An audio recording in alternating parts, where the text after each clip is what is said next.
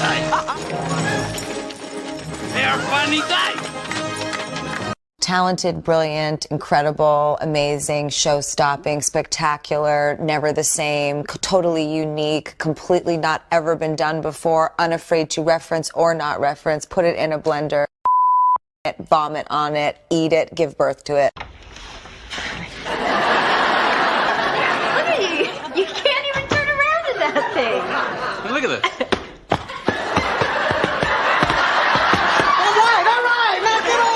Funny, it's funny, you know, the way you tell the story and everything. Funny how? I mean, what's funny about it? You're right. Funny how? What? Just, you know, you're funny. You mean, So? well, let me understand this, because maybe it's me, I'm a little maybe. But I'm funny how? I mean, funny like I'm a clown, I amuse you, I make you laugh. Then nuke the entire site from orbit. It's the only way to be sure.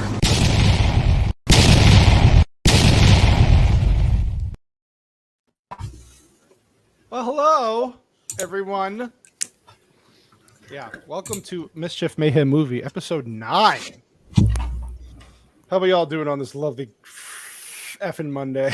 Can't curse within the first 8 seconds, remember? Sleeping good there. Vex is having like a nervous breakdown or something. So we're gonna It's been coach a her weird. It's been a weird day. That's all. I feel like I will got say. everything done and nothing done. That's why. Yeah, being a woman, I guess that's every day. I guess so. Yeah, that you make a good. I'm just point kidding. there. I'm just kidding. You flushed the toilet but didn't wipe your ass. Pretty much. Yeah, it's one of those days. Yeah. Oh yeah. Exactly. You got it. Let me tell you something though. Maybe this will make you feel better. I came up with something today. It's just a test. We'll improve this, but this is gonna hopefully make you all feel a little better.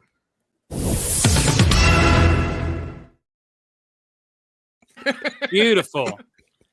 Beautiful. That's it. Every time now. I like it. That's- Yep. Yeah. I mean, this. We could always improve on some things, but I like the breaking news sound bit with it. you like that because it is kind of breaking news. It works. It works. There you go. I enjoy. okay. I enjoy more. Yes. Happy Monday, everyone. So as I told Copa before the show, we're competing against NFL playoff football, and Last Poor of Us NFL, they're reviews left losing and all the right. ratings because of us. It's like, God damn it! But we're gonna go on anyway. You know why? Because you got to go on with the show and do what you love. So we have a fun movie for you guys today.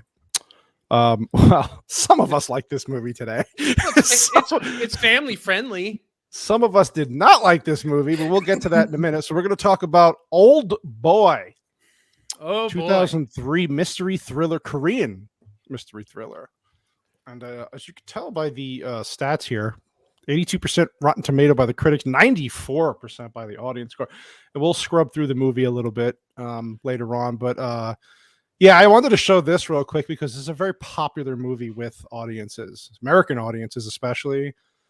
Vex, since you've been dying to talk about this movie for a while now, what drew you to this movie? Because back in 2000, first of all, when did you first see this movie? Because it's 2003, so when did you catch it first? So sometime in high school, 10th grade, so like 2006, 2007 ish, somewhere around there. I was a already an weeb in old high man. school, so Wow, really? so You're an old boy. I got really into Japanese film first, and then I would just be scouring forums, and then I saw that a bunch of these Korean films were coming up because I also enjoy horror a lot. Mm-hmm. So along with a slew of other movies, this was on the list, so I watched it, and like the first time I watched it, I was mind blown, and then every time I saw it kind of after that in the years following, like I found myself just like, even though I knew what was going to happen, I was still just as like entranced as that first time. So yeah, this has been a long favorite of mine. Yeah, we could tell. She basically told me if I don't review this movie, that she's going to come to America and find me and kill me. So I said, okay, fine, Vex, fine, we'll do it for I you. have a plot for revenge if you catch my Yeah, drift. exactly. a lot of desert around here, a lot of holes in those deserts. So there's a lot of buried secrets out here. Copa. So you like this movie? We talked about that. So what drew you to this movie? Because is this something you just picked up on your radar and your your Hollywood circle, or is this something you just kind of caught your eye? You're like, all right, I got to see this. No, like in high school, I was a weeb as well, and I was. There's another word for that. I could picture it actually. There's another word for that. Copa, I could picture it. Yeah, me playing Yeah. football, but secretly a weeb.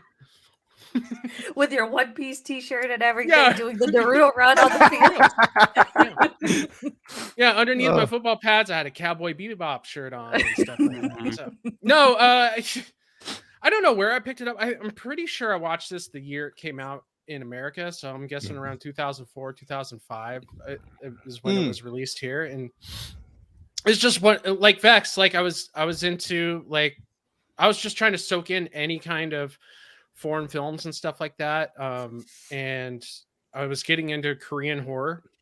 There is this one like you said horror or horror? I was getting into Korean horrors, and she showed me this. She's like, I got a piece for you, and I was like, okay, but I paid for the half an hour, not 2 hours. And she said, too bad, we're watching this, and it scared me, but I finished, and it's okay, Ego. You're gonna make it, buddy. Just remember, go Giants. Sorry, go ahead.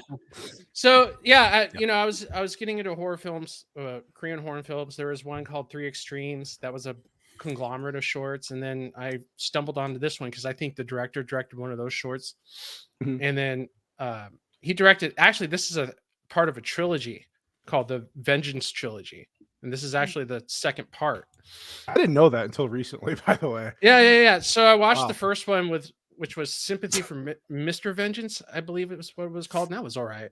And then I got to this one, and it blew my mind. So that's how I got into it. And then there's a third one we don't give a shit about. I'm only laughing not at you because that's great insight. I'm laughing at White Bear's reaction. Yeah, White Bear. All right, let's do this. Let's do this before we get to White Bear's thoughts on this movie because we got a little ways to go yet. Let's talk about the Vex then. You know what? White Bear can't deny that it was mind blowing. Oh, it blew something. Especially at the end. Gasket. Especially at that ending. Filipino Meatball. Oh wait, hold on. Vex Meatball says, "Tell me more about the water bottle." Yeah, I just did a little visual review for him. So there you go. I missed that. Okay, I'm sure he's going to take that to the shower tonight. Probably, yeah. Yeah. So Vex, this obviously your love for this movie. So what? I guess we'll go through the review, but what about this movie really just stood out for you? What was it that really drew you in? You loved so much about it. Is that a hard question? That is a hard question. Well, I mean, yeah, we're gonna go through it. Okay, let me change that answer. So we'll get to the review score later. We'll kind of scrub through the movie, but was it I told White Bear the early days it's a very unique movie, right? Foreign movies are like that. I mean, RRR is a unique movie. Most Indian Bahubali, it's Bahubali, Copa. Bahubali. People get off my ass, Vex. I got a California accent. Bahubali, all right. Because the Indian cinema movies, they're unique, right? They're not technically like traditional American movies or Western movies. So let's do this. So I liked how it started and if I like how it ended, just because how fucking disturbing it was. But the twist, these two, Copa and Vex, warned me. Wait for the twist at the end, and I'm expecting, I don't know, something. Not what happened though. Literally had to stand up and walk around the room and go, "No, that did not just happen." But what a great revenge. Anyway, okay, let's do this then. I'm going to bring up the. I think that's what I'm drawn to it is that you're so expecting a revenge plot from the main character, but it's not his revenge. It's him discovering the truth. It's actually someone else's revenge. We'll get to that later. Oh, plenty of revenge. So this is how the movie starts. So I told you that when we were starting this, that I'm going to let you and Copa kind of take the reins here to kind of talk scene by scene. So explain what's happening here. It's the very start of the movie, right? This is the first scene you get. So what's going on here, Vex? Oh, okay. So opening, really intense music in the background, gets the blood pumping, and Odisu, who is our main character, who's actually holding this dude by the tie. He we find out, 20, 30 minutes later, but he finds this guy on a rooftop and he's like, I'm gonna tell you my story. Right. And then it cuts to the beginning of this whole tale. So this was really only like 30 seconds. And then we actually then we start the actual story. So this is kind of there's a couple things here. Okay. Easy, breathe. Okay. Two things I would like to point out as we go through this movie. One, color is a really big deal throughout this film. I don't know if Copa also picked up on that. Purple, reds, and greens. Exactly. And I don't know if White Bear and you Canoli picked up on it, but color is a really big deal throughout this film. Okay. So this guy here is wearing a purple tie. Okay. I don't see color, Vex. I'm sorry. I'm colorblind. Yeah. Okay, that's okay. I can just point it out to you. Okay, don't worry. No, We got this. I didn't mean it that way. I meant I just don't see color. Okay. All is one and Who's one this is white all. guy on the Vex. screen here? Well, did we ever learn what this? I'm sorry. Go ahead. Bad joke. Go ahead. Sorry. Okay. Yeah, he's a trigger for the hypnosis. Pretty much, yes. And I actually found a lot of people link the purple to hypnosis in this movie, but I actually link it to a couple other things, to be honest. So this is kind of like foreshadowing of some of the like little hints tied to the bigger themes that you see throughout the movie. And then he's also holding like this cute little white fluffy dog, like in Silence of the Lambs, and that is, in my opinion, kind of a symbol of another theme that we encounter throughout the movie, which is innocence. So you get kind of a connection of things, Wait, whoa, damn it! Hold on.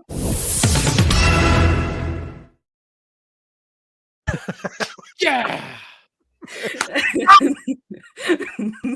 Try to do the comments with that at the same time. Go ahead. Sorry. Okay, yeah. So this is just kind of like a brief, like you don't catch this the first time you watch it, right? But as you see this movie more and more often, you start to pick up on the little hints that the director does. The director also co-wrote this script for this, by the way. So you pick up on the hints that he's dropping towards that final finale. And there's actually quite a bit throughout the movie that allude to that huge thing at the end, right? So you watched this more than once. Would you say... I've watched this movie many. Yeah, this would probably be my like 10th Hold on. time watching Would you it. say that it leads to a bigger connect? I'm sorry. I have to do it. I don't think that was good timing for it. God damn it. All right. That's your goddamn show. Sorry. Anyway, yeah. Well, hold on. Meatball's going a little crazy here. He's talking about you got him really excited, Vex. I'm just really excited because we're reviewing Old Boy, and this is like a top 5 movie for me. Okay. So so Meatball's image just covered her face. Okay. Yeah, that's what he wishes. Anyway. Okay, so then you got they don't really show his face right away in this beginning, and then it cuts. Okay, so this scene here in the police station, because you get that part, and it does bring you right in. Like, this is what I love about movies that can pull you in immediately and go, okay, I got to see what's happening next. I got to see what happens next. Then you get this whole sequence with this guy. Okay, go ahead and explain it, Vex, because I know you're dying to talk about it. Oh, okay. I mean, please interject if you guys. Of course, no, but people want to hear you talk. Nobody wants to hear me talk. Oh, I mean, I like to hear you guys talk, but okay. Well, if you notice with this first scene here, this is the only scene that's not saturated with color. That's the connection, maybe. God damn! Hold on. Wait, do it again. This the only scene without color. You lost the magic on that one. Wait, does his finger say forever on one of his fingers? It does, yeah. It's the cannoli connection forever. Forever. Well, that's a little hard. I'm trying to look at the comments, and then it pulls in StreamYard, pulls you away from where you can click right away. Mm-hmm. So that's why I can't. It sounds like a lot of problems no one cares about. Yeah, you're probably right. Go ahead. Wow. So no, this is the one and only scene that has no color saturation in it whatsoever. It's all kind of flat, and it makes sense because this is before he's mysteriously ransacked and taken away. Even without the color saturation, we do have some hints. So like green was one of the 3 colors, right? And throughout most of the scene here, you have that giant green bulletin board in the background. And as the film progresses, you'll notice that green is pretty significant for a couple of reasons.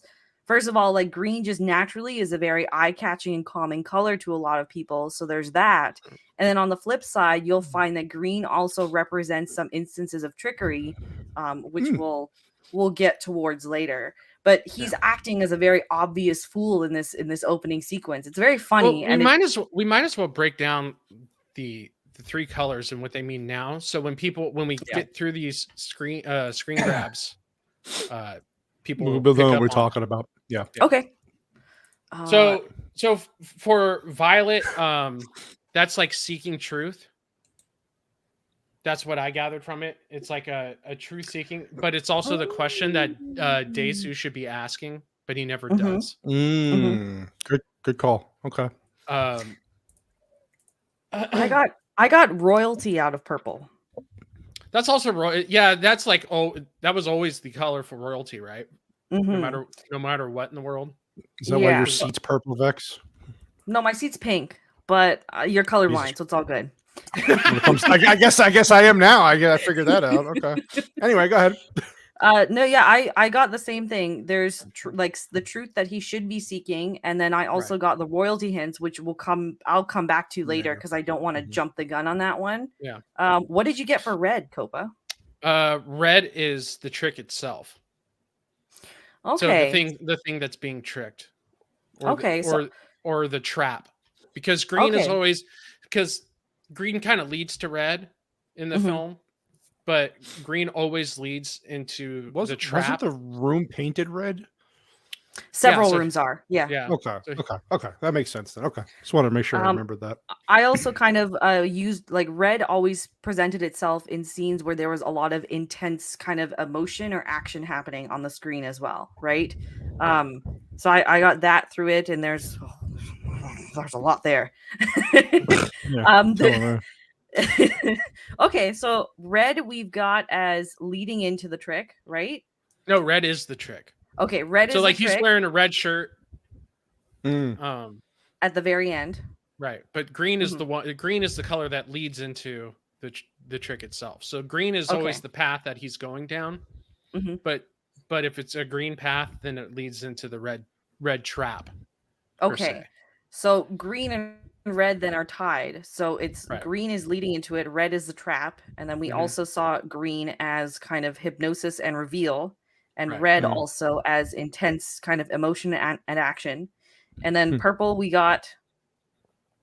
Purple was let's see here, I have it written down.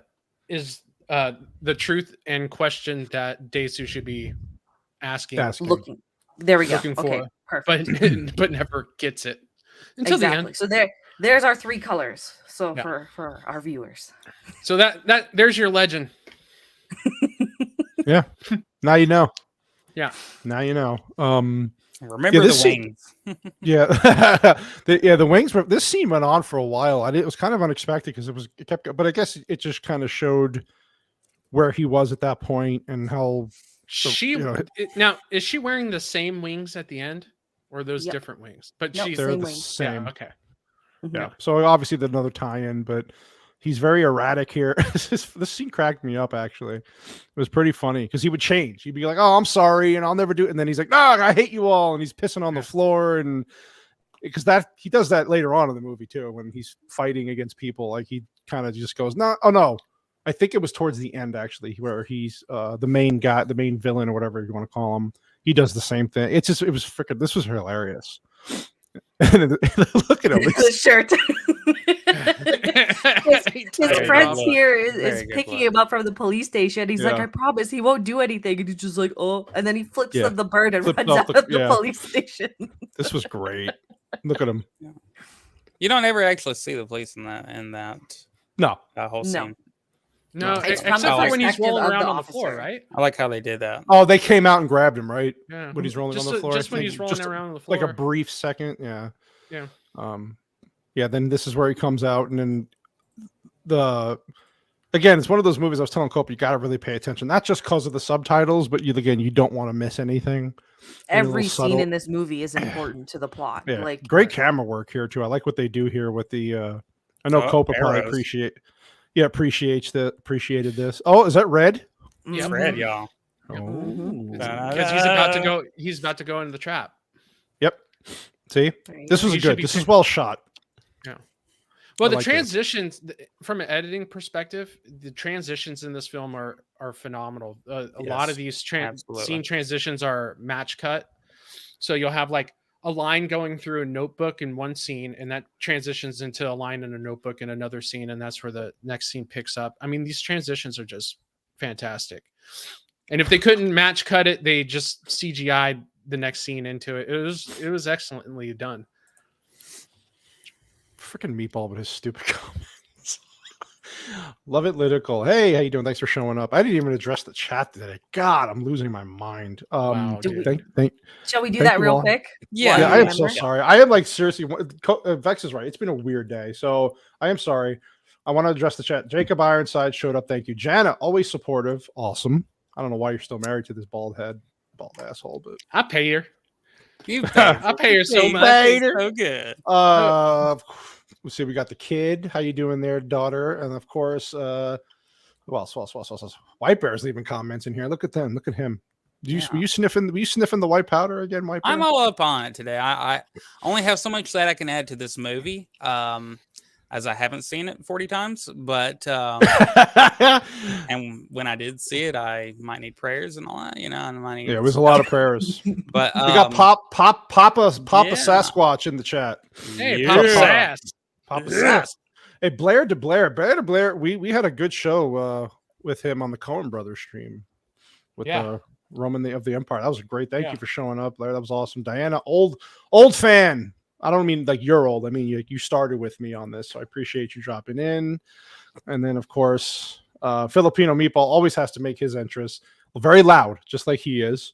By the way, real quick, Left Eye Ego's in here having a heart attack with the football game. We are doing soon. I'm trying to work out the details with some people. We are doing a Freedom Second Amendment stream. Mm-hmm. And Ego wanted to do it, so it's going to be all about guns and the Second Amendment and freedom and America. Talk about America. Freedom seeds. I think Copa, you were in on that. You wanted to get in on that too, no? Maybe? Yeah. I don't know when yet, though. I'll keep you posted. I'd invite you, Vex, but you're in Canada. Vex doesn't really understand freedom yet. Yeah, you're in Canada. So. I mean, you're more than welcome to.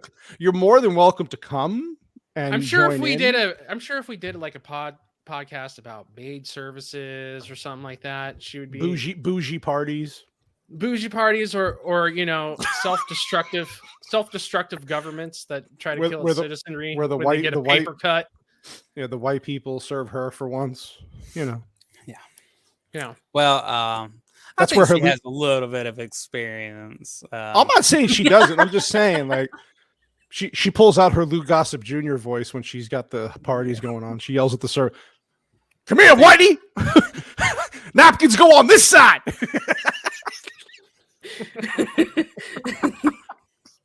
That ain't a salad fork. All right. Anyway, so we'll get more details on that. It'll be on a Friday probably, but we're going to talk free. Vex, of course, you're always more than welcome. I'm just kidding, of course. You know I am. I appreciate. No, I'm happy to watch you guys, but thank you for the invite. Okay. I know you got like 85 shows you're doing, so it's like. You know what I call that? Never mind. I'm not going to do the cannoli connection thing there. It's stupid. So anyway, work there at all, anyways. No, that's why I stopped. I was like, that's a cannoli disconnection. Yeah, I was like, never mind. We're not doing. So let's see. Where do we go here? So he leaves the wings behind. So what can you tell me about the wings being left behind, Copa? What does that mean?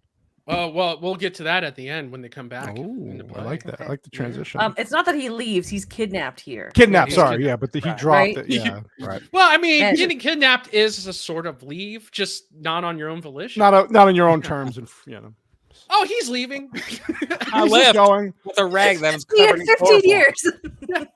And by the way, never ever watch the remake of this movie that came out 10 years later. There is no Jo- remake there. Josh Brolin and Spike Lee destroyed this movie. It was terrible.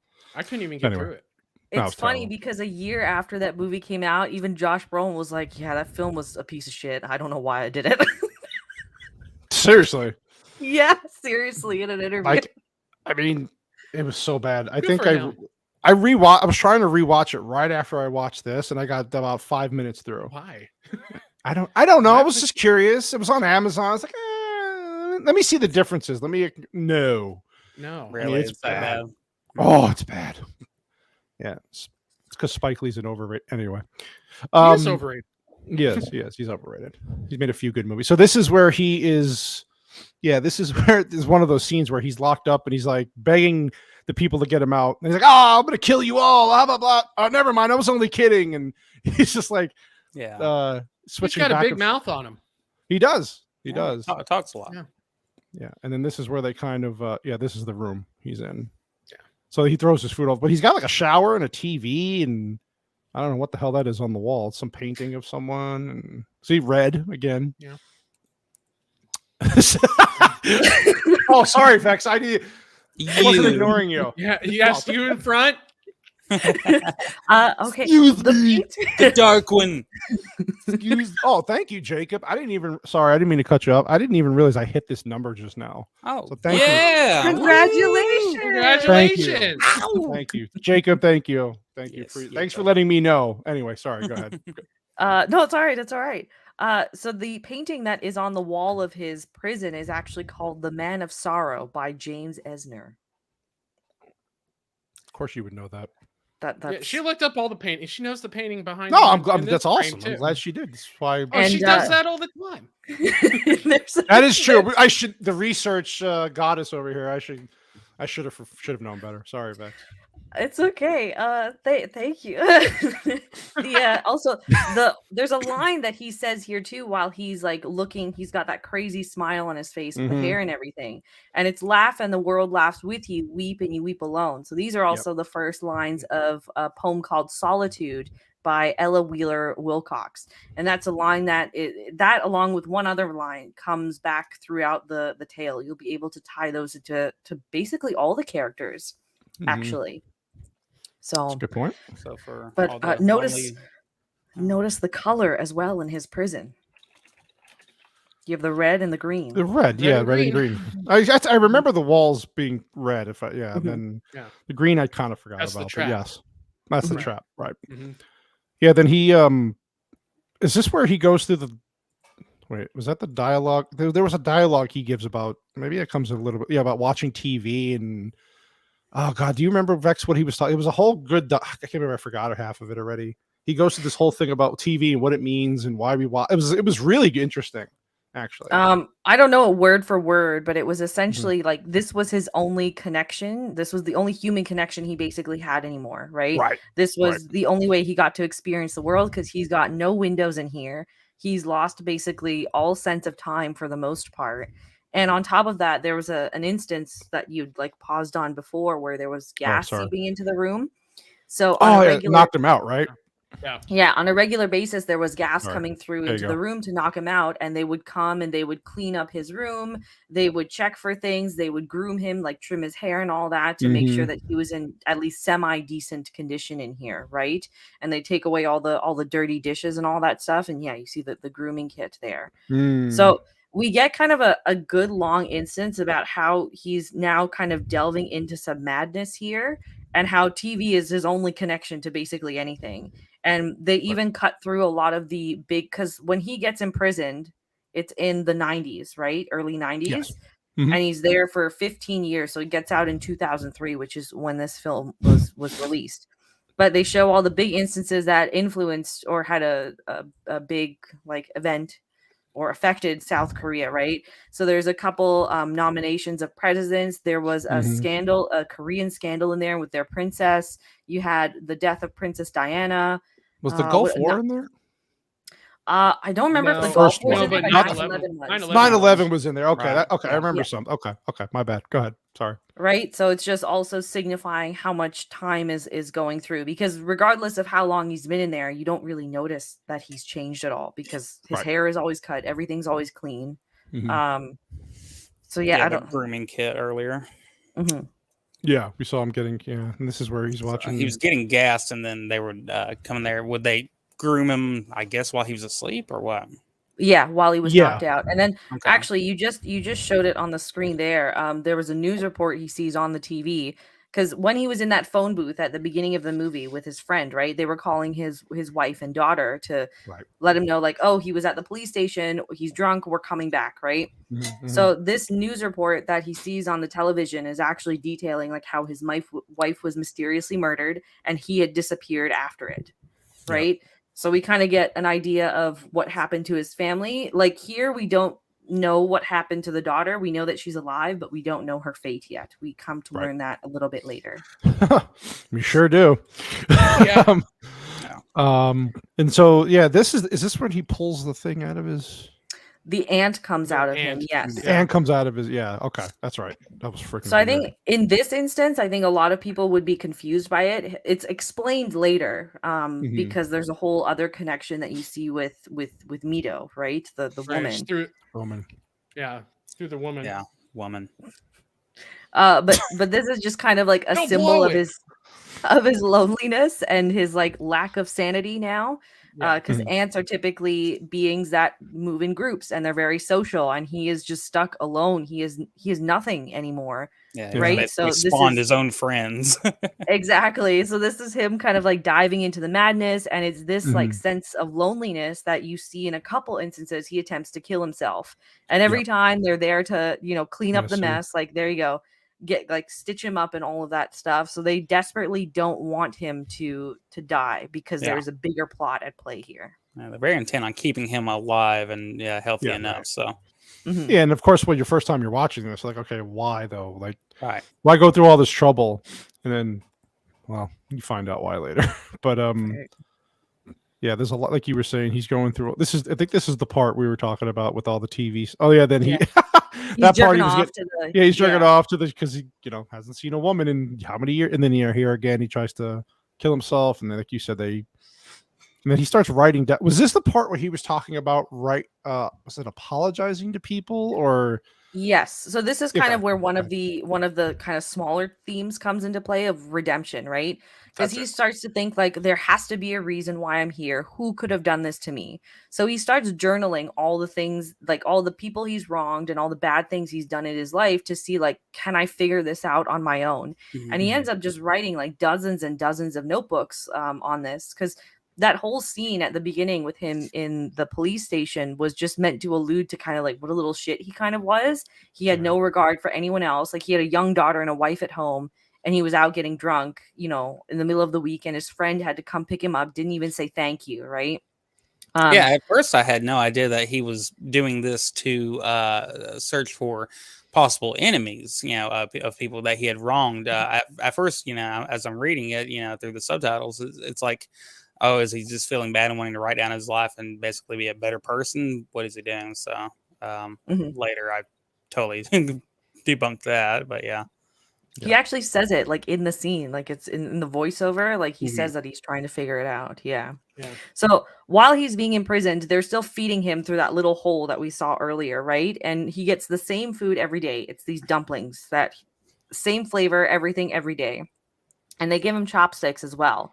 And one day he notices that, oh, they gave me 3 chopsticks. And he starts like kind of like delving into like this must have happened for a reason. This must be fate, because now I'm lucky enough to have this, but what about the guy next to me? The guy next door must have only 1 chopstick. Like, what is he going to do? So after this, you see that he saves that 3rd chopstick, and using it, he kind of attempts to find freedom or like dig his way out, basically. Out, yeah. Mhm. And then it's also here that he starts to actually kind of take advantage of his time in solitude. So he starts exercising. So he's drawn out like a figure on the wall, and he's punching, he's trying to get fit, take advantage, because he doesn't know what he's going to encounter when he gets out of here, if he ever does. A lot more green has showed up in the room too. Mm-hmm. Yeah, Over the I was years. just gonna say. Yeah. Good observation there, Koba. Yeah, Yeah. try. Go on, Vex. It's the Vex show. Yeah, this Sorry. is No, fucking no, great. that's what, please like interject, right? She's like, I don't want to talk No, anymore. I'm so done this talking. is where his fist is hitting the wall. Right there. Oh my God, Yeah. his Fist is knuckles in. are bleeding. If you'll notice, the wall is very hard. Yes. Yeah, plaster's This is where- falling everywhere. This is where he's tatting how many years. So what is he doing here with the wire in his hands? What is this? Well, he's obviously itching really fucking hard. Well, he's got He's those punching- ants in his skin, dude. He's got He's trying to get the asbestos and out. ants in his hand, so on his Yeah. hands. So yeah, he's No, making he's- a tofu. No, he's tofu. tatting up. He's adding up the years of how long he's been in there. Right, Mhm. he's marking his skin with that. Yeah, Yes. And he Yeah. says like, "Oh, I'm already 6 years behind, so I've got like this is gonna hurt. I'm catching up," kind of deal, right? Right. Is And this then when he- we sorry. go sorry. ahead. No, I was go going to say, ahead. is this when he breaks through the wall?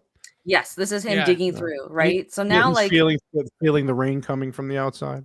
exactly. So like we get less of like now that we understand what his imprisonment is like, then they kind of like intercut it and show that oh, time is passing, and here's him finally kind of like breaching a wall, and he sticks his hand through the hole, and it's raining outside, and he just starts licking his hand, and he's just so happy about it and everything.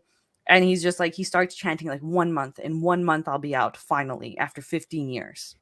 Clearly, this is after he watched Shawshank Redemption. That's where he got the idea. There you Yeah. go. TV is my laugh. Okay. And he's watching a boxing match here. Oh yeah, this is where they go through something. Chopstick. Yes, Yes. chopstick redemption. Oh yeah, this is where it turns to the year 2000. Right, Mhm. he's watching all these events happen. See, this Of is Hey, course, let's it watch is 9/11 9/11. again. Yeah, that's great. Yay. Yeah, this is where yeah, there you go. So this is where he Mhm. breaks through, and he's like, oh my God, I feel something. Mhm. Yeah, and then the that- gas yeah. comes on. Yeah. The gas comes on, then he hides the yeah. This is good. It's like I knew it wasn't a sunny windmill outside. I like the blood stains on the floor from each time he's tried to off himself. Mhm. Mhm. And then this woman comes in, and so what does she say to him again? I forgot. She asks. She's a she asks- hypnotist. yeah, that's right. Yes. Okay. Well, Yes. we Pretty know much what- going to yeah. hypnotize him for the rest of the show. Yeah. Chopstick redemption. It's pretty I good. call her Yeah. Mrs. Ding Dong. That's That's racist, racist. dude. That's Not fucking so racist. Has racist. an She actual has a little name. bell. She has a little bell. Now we know why you call yourself White Bear. You know what I'm Wow. saying? It was obvious, but no, yeah, she has a little bell. It just so happens that she's a chick. No, never mind. How many extra pairs of sheets do you have in your house there, White Bear? Hey, Hey. Hey, He doesn't no, want to say. I'm just saying. Hey, Tennessee or nothing, huh, buddy? Mhm. Mhm. Anyway, oh yeah, this is good. Yeah, this is where he gets out, right? Look at all she's that telling him- green. yeah, Yeah, look at all and that he's in a green. red case, And, right? and he's trapped in a red Oh, case. okay, yeah. Yeah, so And he gets what's out. look at the color of the inside of the case. It's purple. Oh my Dun-dun. God. Mm. Get the fucking thing going, Dude, go. cannoli.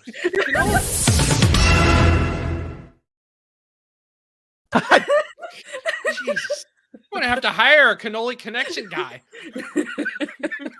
Can we get the cannoli connection guy in here? You know what? Okay. Listen. Anyway, I'm looking at colors and purples and green. Look at this. His hair is blowing east. What does that mean? I'm like, wait a What minute. does it mean, Buzz? It means What we're is in Asia. We're in the east. There you Oh, go. there you go. Oh yeah. See? Look, the sun is rising We over have his answers shoulder. for you. You're all You sick. just All right. just hover over that cannoli connection button, okay? All right, wait, hold on. Love It Little's got it. She's got it. There you go. See? Yeah. There we go. There There we go. Hire her. Hire her. All right. You know what? Fine. Go ahead. Moving on now. It's okay. Somebody's got a case of the Mondays. It's all right. we So all yeah, do. they Oh yeah, hypnotize this is him. good. Mhm. Yeah, they hypnotize him and he breaks out of this case, and in the case there's like some money and stuff like that. And this is where he encounters the guy on the roof that we saw at the very, very beginning of the film, right? So this guy is, he's really upset. He wants to kill himself and all this stuff.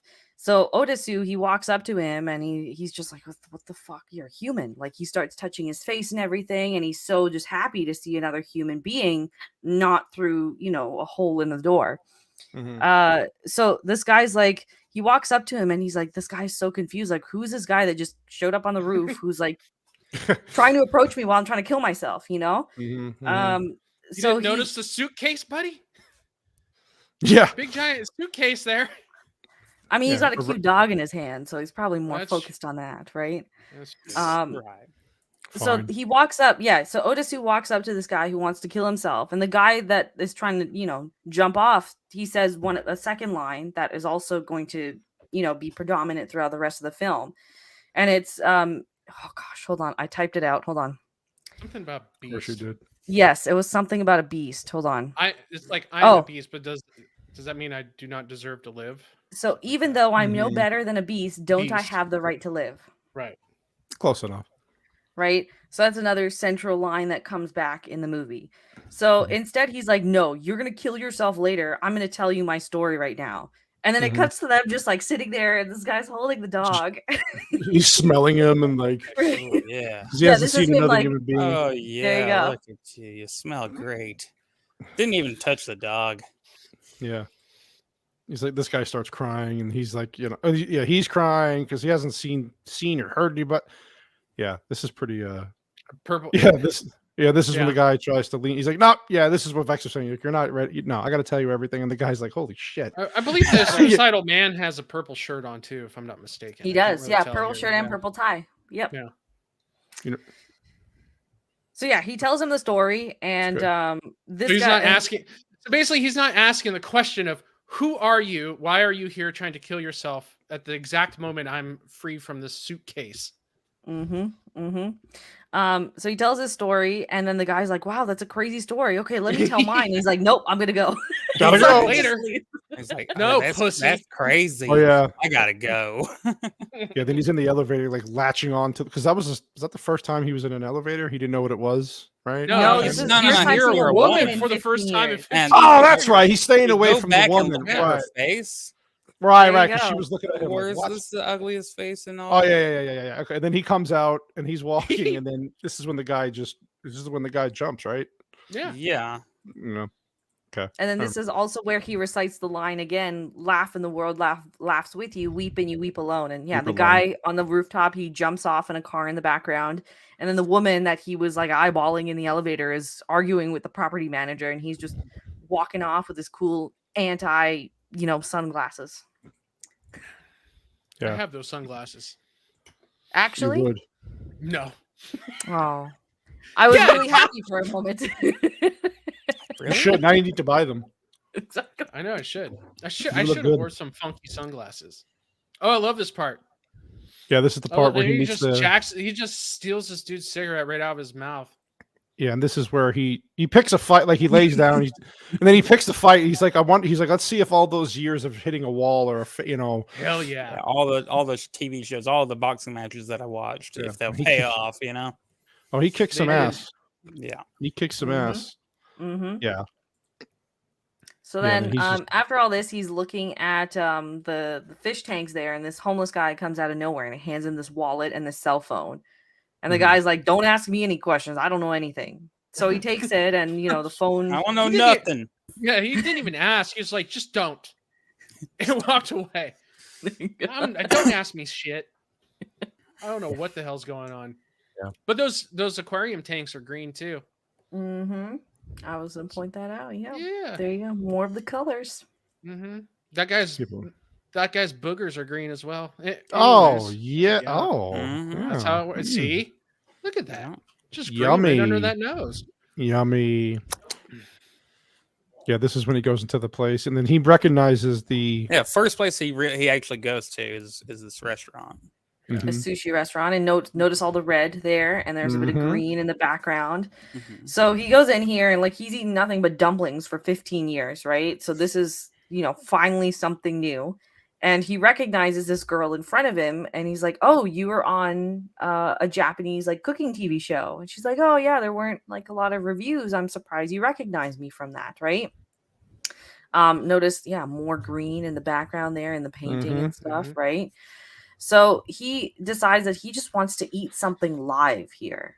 That's literally all he wants. I imagine that this is just kind of like a symbolism of him finally having his life back. So he wants to eat something alive, like it's a. There's a lot of references to cannibalism that I don't fully understand still, which is yeah. Remember at one point he tells our villain that he's going to eat him. Yeah. Oh, he says, well, I'm going to eat you. beginning He's right like, there. they're not going to find you because I'm going to chop you up into little pieces and eat you. Yeah, his little monologue there. He was saying that he's like, when I find them, I will destroy them. They won't be able to find the entrails because I will eat them. See, I didn't pick up on that because I find a theme in a lot of like Asian cinema and lore and stuff like that is it's not like cannibalism, but it's like the ability to absorb a person into yourself, like spiritually. So that's the way that's called cannibalism. It's just a spiritual way of saying I like to eat people. Yeah. Or I like protein. Now this is actually him about to become the first weird Twitch streamer. Yeah, because he gets his phone call here. The guy starts talking to him through the phone, and we find out who that is later, of course. But and he's like, are you enjoying your freedom and all this stuff? And then the girl comes back out of the kitchen as he's like on the phone and all this stuff. If you want to forward to that bit a little bit. Hold on. Like she's kind of listening in on this, right? Because there's something like drawing her to this guy, right? So she comes back and she brings him a live octopus on a plate. Yeah, that part was freaking wild, man. And now the meat that was there earlier is now covered with ice. Yeah, look, he's eating it just raw. So some trivia here, actually. So there were 4 octopuses that were used for this scene, and they were all live. So Min-sik Choi, who plays Odasu, he actually ate all 4 of the octopuses that you see in the movie. And when the film came out, it won at the Grand Prix Cannes Grand Prix. I think I don't know, but it won an award there. And when the director was accepting the award, he thanked not only the production team and everything, but also the octopi. And the actor who's eating all of these, he would say a Buddhist prayer before each take because he felt so bad eating a live octopus. And then also in the DVD commentary, when the directors asked, like, who did you feel worse for? He's like, oh, I 100% felt worse for the octopus, not the actor. Yeah, no kidding. So yeah, a little bit of trivia there. But then he passes out while eating this octopus, right? What's up, AJ? What up, AJ? Thanks for dropping by, homie. So he passes out while eating this, and then the sushi girl is like, "Oh my god, what's wrong? Are you okay?" So she takes him back to her place. You know, here's where the theme of innocence comes in because she's just so naive and doesn't know any better because she's only like 22 or 23. She's young, as you do with people who suck down octopi. Right, might as well take him home, right? Take him home. This fucker back home. Well, plays into the bigger... We all met that girl who brought the weird guy home that was eating octopi. Sucking down octopus. Well, obviously there's more of a... She feels a connection Sucking to this guy. Puss. A connection? Jesus, what the fuck? What? He was sucking down puss, dude. Who invited in record time? Am I wrong? Am I being gross? No, you're not wrong. Record time puss sucking. I've never heard anyone refer to octopus that way, but you're technically not wrong. No. He's not wrong. Okay, thank you. Yeah. All right. I'm not trying to be gross. After he's sucking the puss, and then she takes him home. Then he passes out sucking on puss. Sucking on that wet puss. And then they go home. So you can see the play on color again. She's got the green tank there above the bed, and she's wearing red. The walls are kind of a reddish purple and all this stuff. So he's in the sheets, right? And she's looking through all these journals that were with him. And she's really upset reading all this. So he wakes up and like he notices this and he gets out of the bed and he like steals the notebooks and tries to go back to sleep. And he just explains like, oh, like I've been imprisoned for 15 years. Like I haven't had any exposure to sunlight. So I'm vitamin A and D deficient. And as a result, my immune system is kind of shot. So that's why I'm sick. Right. So she's got specifically to. Right. So she's got the thermometer there and it turns out like she had suppositories and stuff that she was giving him while he was passed out for 2 days. So she gets up and she's like, "Oh, I'm gonna go to the bathroom. The door or the lock on the door is broken, so don't try anything funny." And she's got like a knife in her hand before she goes in. Yeah, and those are the suppositories, right? He's like, "Oh, you were touching my butt while I was sleeping, right?" Little So finger action in the butt. Right. He breaks into the bathroom while she's trying to pee, and he just kind of like basically like sexually assaults her, right? He starts feeling her up and kissing her, and she pushes him off because like, what the fuck? And then he just like, oh my god, what have I done? And he leaves, right? Oh, he's just trying to build up his immunities. Yeah. Sucking on more. Never mind. Not wrong. Never mind. Ew. So yeah, he realizes what he did and he starts getting ready. He's like, I committed an unforgivable sin. And she's like, oh, like it's like here's where the innocent right? And now he comes back. Anyway. Hey, there's plenty of foreshadowing in this movie. Once you watch it once and watch it again, you go, oh yeah, I see it coming. Yeah. Oh yeah. Wait, bad choice of words. Anyways. So she's like explaining like I'm not that type of girl. I understand why you're upset and you want to leave. Like I brought you back to my place and then I rejected you, but it's just I'm not ready for that. Like you'll know when I'm ready. So already there's like a pretty serious connection here between both of them, right? There's she definitely has a strong attraction for him and she's, I'd like to add she's a virgin here in the film. She is here for now. Which just cherry on top of everything that happens.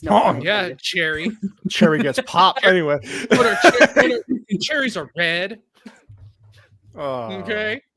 God. Which is a trap. That's a trap, all right. Dude. God damn it. It's too late. It's too late. God. Moment's lost. Fuck. Jeez. Korean Gene Simmons. That's true. What's up, Allura? Thank you for joining in, buddy. Go ahead. So yeah, they go through all of this. If you want to forward a little bit. Oh here. yes, master. Yes. She starts like dabbing because she hit him on the head with the blunt part of the knife, right? Thing. Here she's explaining like, yeah, when I'm ready, and she does the cute, Asian thing with the hands and all that stuff, right? What? Explain. Remember, what's a cute Asian thing with hands? Yeah, what's a cute Asian thing? Well, she's like, when I'm ready, like you'll know. Oh yeah. Just like, okay. Wow, we need to clip that part out. Let's mark that down. That's a YouTube short. The Asian hands. Hiya! Asian hands. Hiya! Hiya! Fuyo! Man, Vex, you're lucky you're Asian. Shit. No kidding. God damn. So like he just kind of like slumps on the floor and then she starts talking about like, I understand what it's like to be lonely because she read all of his journals and everything, right? And then it forwards to this flashback of her sitting in a green tinted subway car and she's crying in this car, and then sitting down from her is this giant life-size ant, right? And again, this goes back to like she's now explaining the ant symbolism that we saw earlier, in which ants travel in groups, and I imagine that people who see ants when they're hallucinating are just very lonely and crave some sort of connection. So it's here where you notice that they start to like the connection builds even further. It's no longer an attraction. It's like it's like a yin and yang kind of thing, right? They're satisfying each other's loneliness now. Yeah, and if you think about it, the ants are coming out of him in his hallucination, and in hers, she seeing them has no connection to an ant whatsoever, but it's gigantic and sitting away from her. So that goes along with your yin and yang theory. There you go. Yeah. And the Asian hands. Oh yeah, and hiya, or whatever. Might I add, my deep insight into this movie right here. The bottom of a knife is called a pommel. Oh, that's true. I didn't know that. Okay, so she pommeled him. Yeah, we'll go with that. Okay. Hiya! Anyway. Yeah. Is it outwards? Wait, it's the yeah. Is it like that? I don't know what she did. Wow. like the the Billy form Blanks there. Tybo, that kind of thing. You'll know when I'm ready. Hiya! This is going to be an ongoing joke. That's when you forever. can pop my cherry. Yeah. Wow. And it's okay. Red And for it's symbolism. Hiya! So yeah, Oh, I mean, so they it just can't get any weirder. kind of she It's lies already down weirder. here with Can get very with Yeah. because he's still kind of weak from having fingers up his butt and being out for 2 days, so rightfully That so. will weaken a man. Yes, kind of our kryptonite. That will slow us down. He's been playing in the chocolate factory. Anyway, go ahead. Oh yeah, this is where she starts taking him around for the no, it's just, no, not yet. This Oh is yeah, the- go no, ahead this now. is the Shut part the of fuck it. up. this is not where Part of she's it, taking. right? I was going to say this is the part with the dumplings, but we didn't get there yet. We're almost there. So he wants to figure out like what happened to she my said. daughter. Like she wasn't murdered with my wife. Like what happened to her? Mhm, So she mhm. does some investigating on his part because remember, like he's been gone for 15 years, A, and B, a lot of people think that he disappeared after he did the murder, right? Mhm, mhm. So it turns out like his daughter was adopted by a Swedish couple, and this is her new name, and this is how he can contact her. And then Mito also finds where his wife is buried, so he can go visit her grave, right? Right. So after they find all this information, I'll let you actually fast forward Yeah, a little bit. I don't This want is to. where. doesn't do. Yeah, there you go. There we go. So they go and eat some food, and they have dumplings, and he's just like, fucking dumplings, you know? I wanted dumplings so bad after watching this. Me too. Oh my God, goodness. Come on. So he's just like, I don't want dumplings. And finally she just shoves it in his mouth, and then it clicks like, oh, I've eaten the same kind of dumpling for 15 years.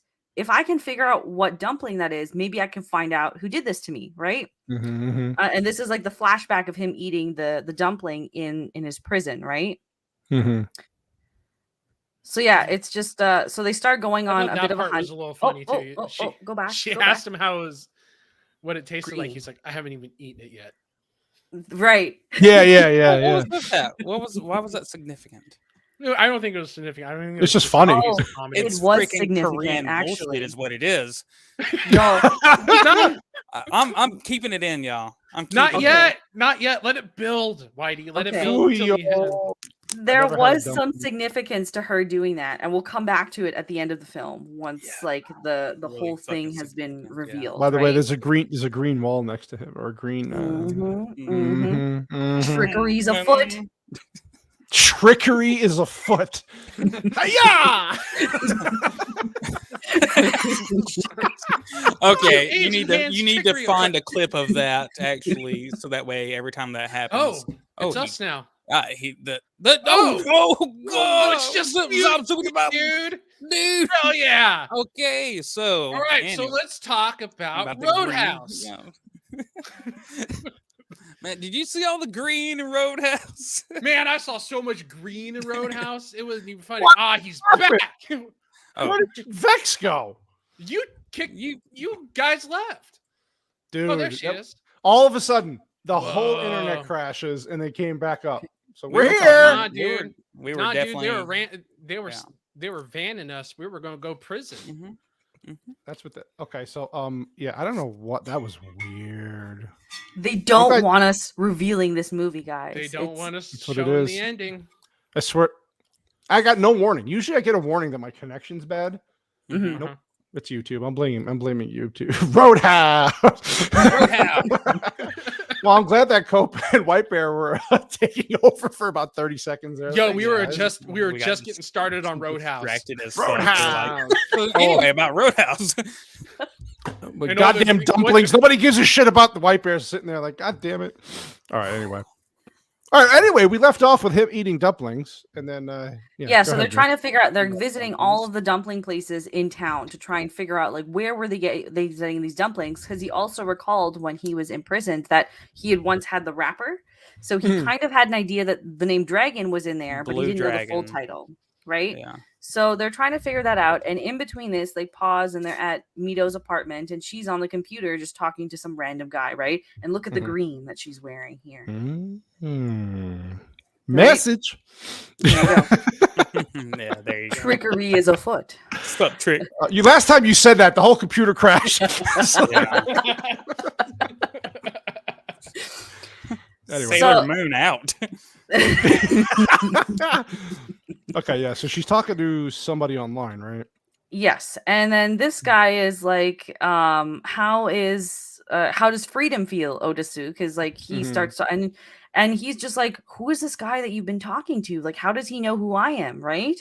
And he starts to get suspicious of her here. And actually, if you fast forward, there's a nice instance where you see all three of the colors on the screen at once. It's after he walks away from the computer. Like he's questioning, like, what the fuck? Why? Who are you talking to? Right? Fast forward here. It's like he's in the here. Okay, it's like 2 seconds before this, but the kitchen is green.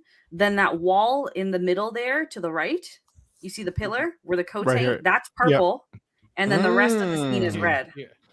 Man, just a hodgepodge of freaking colors here. Okay, so a lot of symbolism in this scene. A Okay, lot of symbolism, right? So he's like, I can't trust you anymore because you've been talking to this random dude online who knows about me. So I'm gonna just go and figure out the dumpling thing on my own, right? So he dips out, right? Leaves her to her devices. Literally. Yeah, he's just. This is where he goes. Okay, now we get to the scene. This is the scene.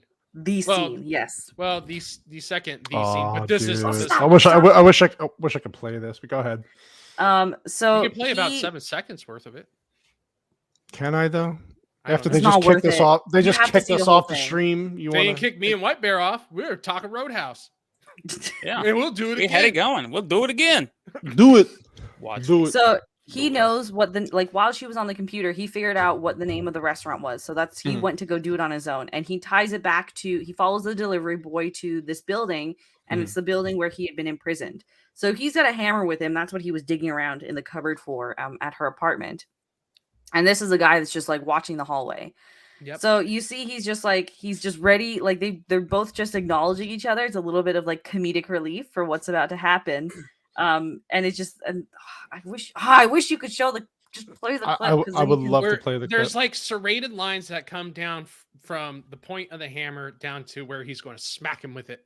Exactly. No violence on, no violence. Give him the old Paul Pelosi special. Everybody's about to get a Paul Pelosi special in here. Is this? Yeah. Then he catches this guy who's watching everybody in all the rooms that he was like he was in, and then it's all green.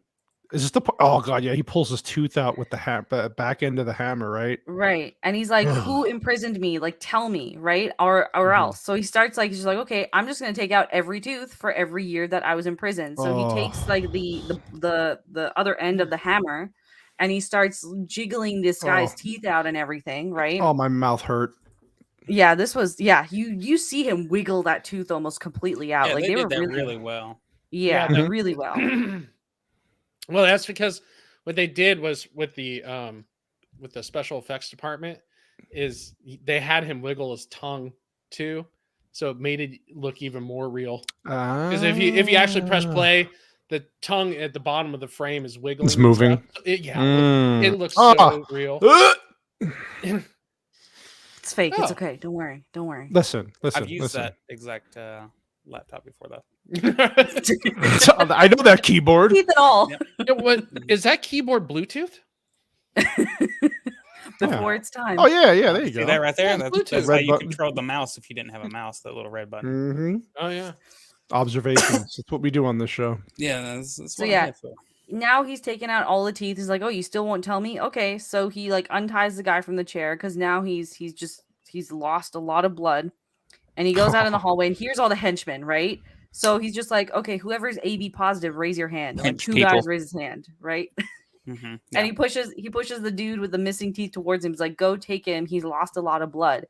And then here's kind of where I guess the most iconic scene of the entire movie happens. So this is basically just one long, unedited cut of him just taking on about 20 dudes in a hallway. One of the most impressive parts of the film right here. Yeah. So this was great. This was all a continuous shot. The only thing that was edited in is the knife that he gets stabbed in the back. Like that was added in post-production. And they shot this actually 7 times before they got the final one that they put in the movie. How tired he must have been.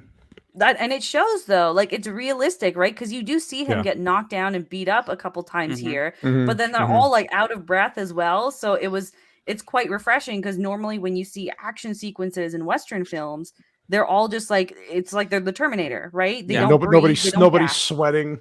Right, Exactly. and it's one No and bones. done. It's never as I don't know. This is Don't that talk is realistic. YD. You're not a one and done, buddy. 2.5. Yeah, this was great. This scene was unbelievable. This is almost shot like a diorama too. So it's all Exactly. this is all on set. Mhm. You know, this isn't a locational shot. But Yeah, the very first time I heard about this movie, it was because of this scene. Like this is all they thought people talked about. You got to watch the fight scene in Old Boy. Got to watch, So yeah, that means they turned it off. That means they turned it off right after the scene played.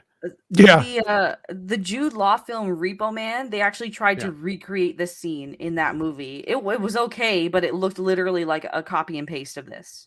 Yeah. Didn't one of the Daredevil, the new versions of Daredevil? And the do that? Netflix show, yeah. Daredevil has a scene. I think it's in the second season where he goes through a hallway and it's one continuous shot for about 4 or 5 minutes. Wasn't it the front? And he's I thought it was season exhausted. one. Was it season 1? It might have Well, there been. was one where he going like in and out of doorways and through a hall. It's a really epic scene. But yeah, I get it. And he's exhausted everybody's exhausted. But they definitely drew the inspiration from this. Oh, because 100%. they kept it all in one sequence. Yeah. Yeah, this was. What I like about this is because usually when you have like group fight scenes like this, is they all come at the hero one at a time, and they still do this in this one, but they cleverly kind of disguise the one in the time scenario. Like you have that big fat guy, he doesn't want to fight him anymore. At some point, he like cowers back. He's like, no, and then he kind of like goes, okay, I'll go after him. Yeah, and then gets socked in the face. And then he's stabbed in the back the whole time, and he's still. Yeah, look, this was a great. Amazing scene, yeah. And they even get behind him at one point. And, Look, this like, is where he starts to back away. There we go. Yeah.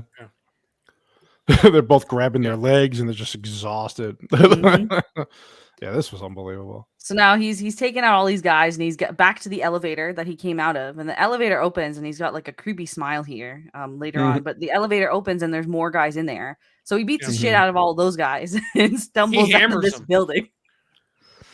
It was walking around with blood. Oh yeah, this is where. Yeah, go ahead. Sorry. So he's still got the knife in his back, and he's just walking down the street, and then someone finds him on the street and puts him into a cab, and then the guy is just like, "Oh, take care of yourself, Otisu." And he's like, "Oh, how do you know?" Yeah, how do you know my name? So this is your first kind of peek of what up, Yeti? Hi, Yeti. Jeffers, Mr. Jefferson. Did the show, buddy. We got Vex doing breakdowns of Old Boy here. So sorry, go ahead, Vex. It's okay. So this is our first like instance where we kind of encounter what we later find out is kind of our villain, right? Mm-hmm. So he gets back to the apartment and she like bandages him up and everything, and you can see like he's beat to shit, like he's been through the ringer here, right? Yeah. Also just notice like remember how he looked kind of like portly in the opening, and now look at his definition. Right? It just shows how much change he's gone through the last 15 years. Yep. Let me see if I could Yeah, she fell asleep taking care of him, and we see the red again there. Oh yeah, this is where the people are watching him. Yes. Yeah, and this is the people across the other apartment across the way are watching him into the rag. Purple rag. So yeah, people are keeping tabs on him, right? Hold on, my memory slips me a little bit here. What's going on in this scene? He's just getting shot from across the. No, is that it? Like this? He's listening to the record. He's listening to. Oh yeah. The recording of God, what was it? He took the tapes. He took the tapes. Yeah, the tapes from the actual place. Yeah, he took his tape. Look, Jana makes a good point. What's that? Look at that. She's identifying the color. Ooh, this is what we do. His blood is red. His blood is red. His blood is the trap. What a connection. We're training everybody to freaking look. Oh, Make sure you pay attention to the cut. Shit. Too late now. No, fuck. I'm doing it. You might as well hit it randomly at this point. I'm going exactly. rescue party. I'll have to contact a team to rescue that bear. What are you telling him, White Bear? What bear? I think he's alluding to the fact that White Bear looks like he's stuck in a dungeon. Oh, he's still going on that, huh? Gotcha. We did do Silence of the Lambs last week, so I mean, yeah, just saying. That's true. That's hey, true. mister, I got your dog. So now this is his best friend that we saw pick him up from the police station at the very beginning of the film, 15 years earlier. So he's just eating some noodles, and What's his basically name? they get. Oh, I don't even remember. In all honesty, J-O-O? Jew? Jew? Wow! Whoa! Okay. God. Holy! Did I White walk Bear into that one? about, White Bear's racisms were rubbing off. Talking Seriously. about God, do you have extra sheets there, Vex, in your house? Yeah. Of course. This is what happens when she has those parties. I've never been into that kind of thing. That's how she treats white people at her parties in Canada. Could you pour the gravy any slower? Can you? That's what she does. Yeah. Yo. No, wrong. I am the captain now. Okay, anyway. Go ahead. Sorry. Maple syrup. Yeti wants to save you. First of all, he's happy where he is. What is that? Yeah, think about that. no. Yeti. He's actually happy where he is, so that tells you everything you need to They know. keep me supplied with plenty of drugs. It's kind of it matches the whole situation that we're watching in the movie at the beginning and all that. Yeah. I just Hey, keep he's on down there drugging in me his over dungeon. and over. White Bear adopted the dog. White Bear's got all the cocaine he needs and all the eggs. He's good. Yes. White Bear is Bane. He was born in the darkness. Molded by it.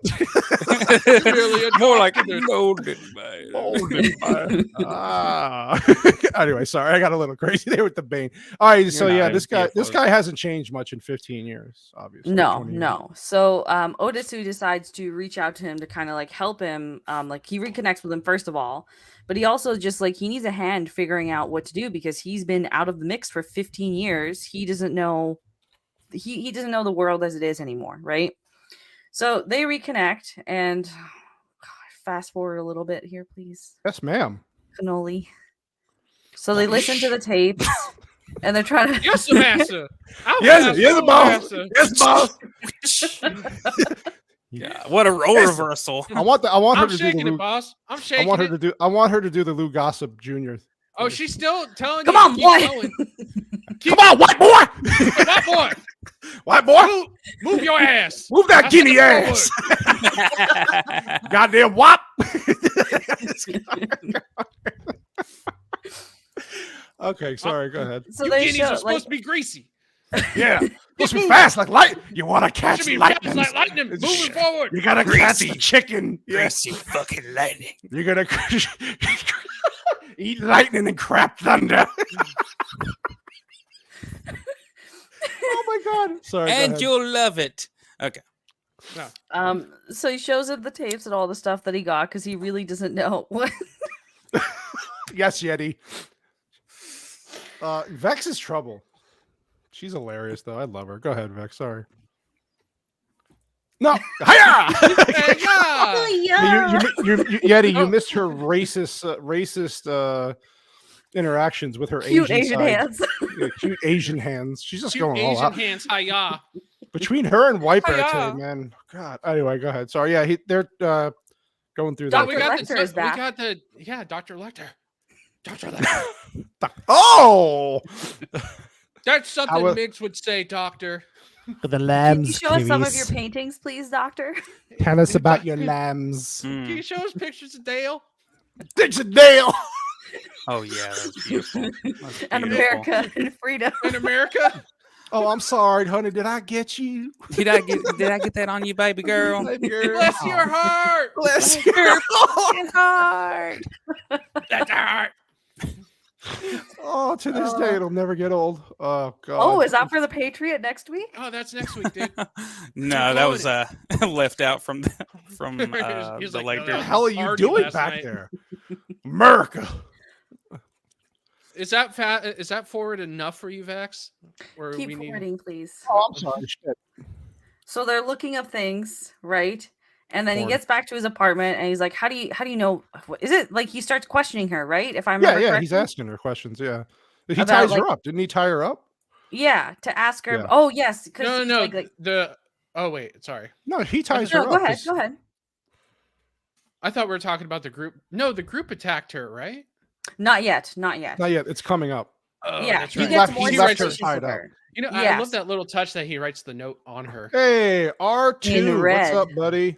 R2. America. F yeah. Oh, We're going What's full up, America R2? next week. We're going full on America next week, buddy. We'll talk about that at the end of the show, though. Hey, Oh, Joker Joker voice voice. is in Ah, here. too. Joker. Damn. We're getting all the goodies. Joker voice, what's up, buddy? I know Joker voice has seen this movie. I know he's seen this movie. Is the game over? Is that why everyone's popping in now? Nobody cares about the Cowboys. Nobody gives a shit. Except Cowboys fan. Sports. Dude, by the way, I did a clip from the show with Ego about a sports thing, sports superstitions, and I get Abomination AJ his comment, sports. That's all he put. He's not a sports fan, but I thought it was hilarious. He's just like, hey, sports. You and me both, AJ. You and me both. Well, they don't celebrate sports in Canada. They You don't even euthanize you like if you win. hockey, eh? You Eh? don't watch hockey? No. Do you play wrong with- hockey? Nope. I don't like hockey. Tonsil hockey? I bet you she's more into cricket. Oh, okay. I can see that. What, oh, White Bear, whoa, what whoa, the shit, hell shit. is going on here? I don't know. I don't know. the red. Oh wow! What are you trying to tell us? Is that a What is trap, happening? sir? It's a trap. Since we're doing all the color wheel earlier. Cowboys are winning 24-0 and his stream is over. Oh, thanks for dropping in anyway, Joker. I appreciate you, dude. Yeah. Okay, so while White Bear is having hallucinations and on an acid trip back there, we're going to continue on. Oh, looks like he's in the womb. wait, That's what it is looks like. that? Is that a? Oh, there's a bear. White Look at bear. that. Nice, nice. So this is There's me. 2 of them. They're so cute. Is that the Aurora Borealis behind you? Behind It the bear? is. It is. And you see the green. Symbolism. Hold on. Hold on. Do it. Do it. A little quicker on that one. A little quicker. Yeah, we're getting it. Keep one finger on that button. Whoa, The other one, whoa. just Whoa. Worry about where fingers are going in this show, okay? We're only halfway through the movie, and I know we got like another hour Fast left. forward. Okay, let's pass it through. Let's go. Okay. Do it. So he Here's the goes villain. to investigate, and then we're confronted now with the villain. He finally figures out that this is the guy, but he doesn't know who he is because the whole point of this plot is the villain. Was it Juin? I think it was. Hold on. Listen. Jeez. Wu Jin. There we go. Oh, okay. All right. Ju. Racism is just abound. Let's see. She gets a pass because she's in Canada. No, it's because I'm brown. That's why I get a pass. That's true. That's why we brought you on the show. Okay, There that's you go. right. Exactly. I can be sorry. the voice for all of your, racial things, right? So Oh, that was he, explanation with he the fingers account- there. he encounters. Where did White Bear go now? I'm still here. He's right there. Doing drugs. First he Go on. goes on. Anyway, I can't even. Go ahead.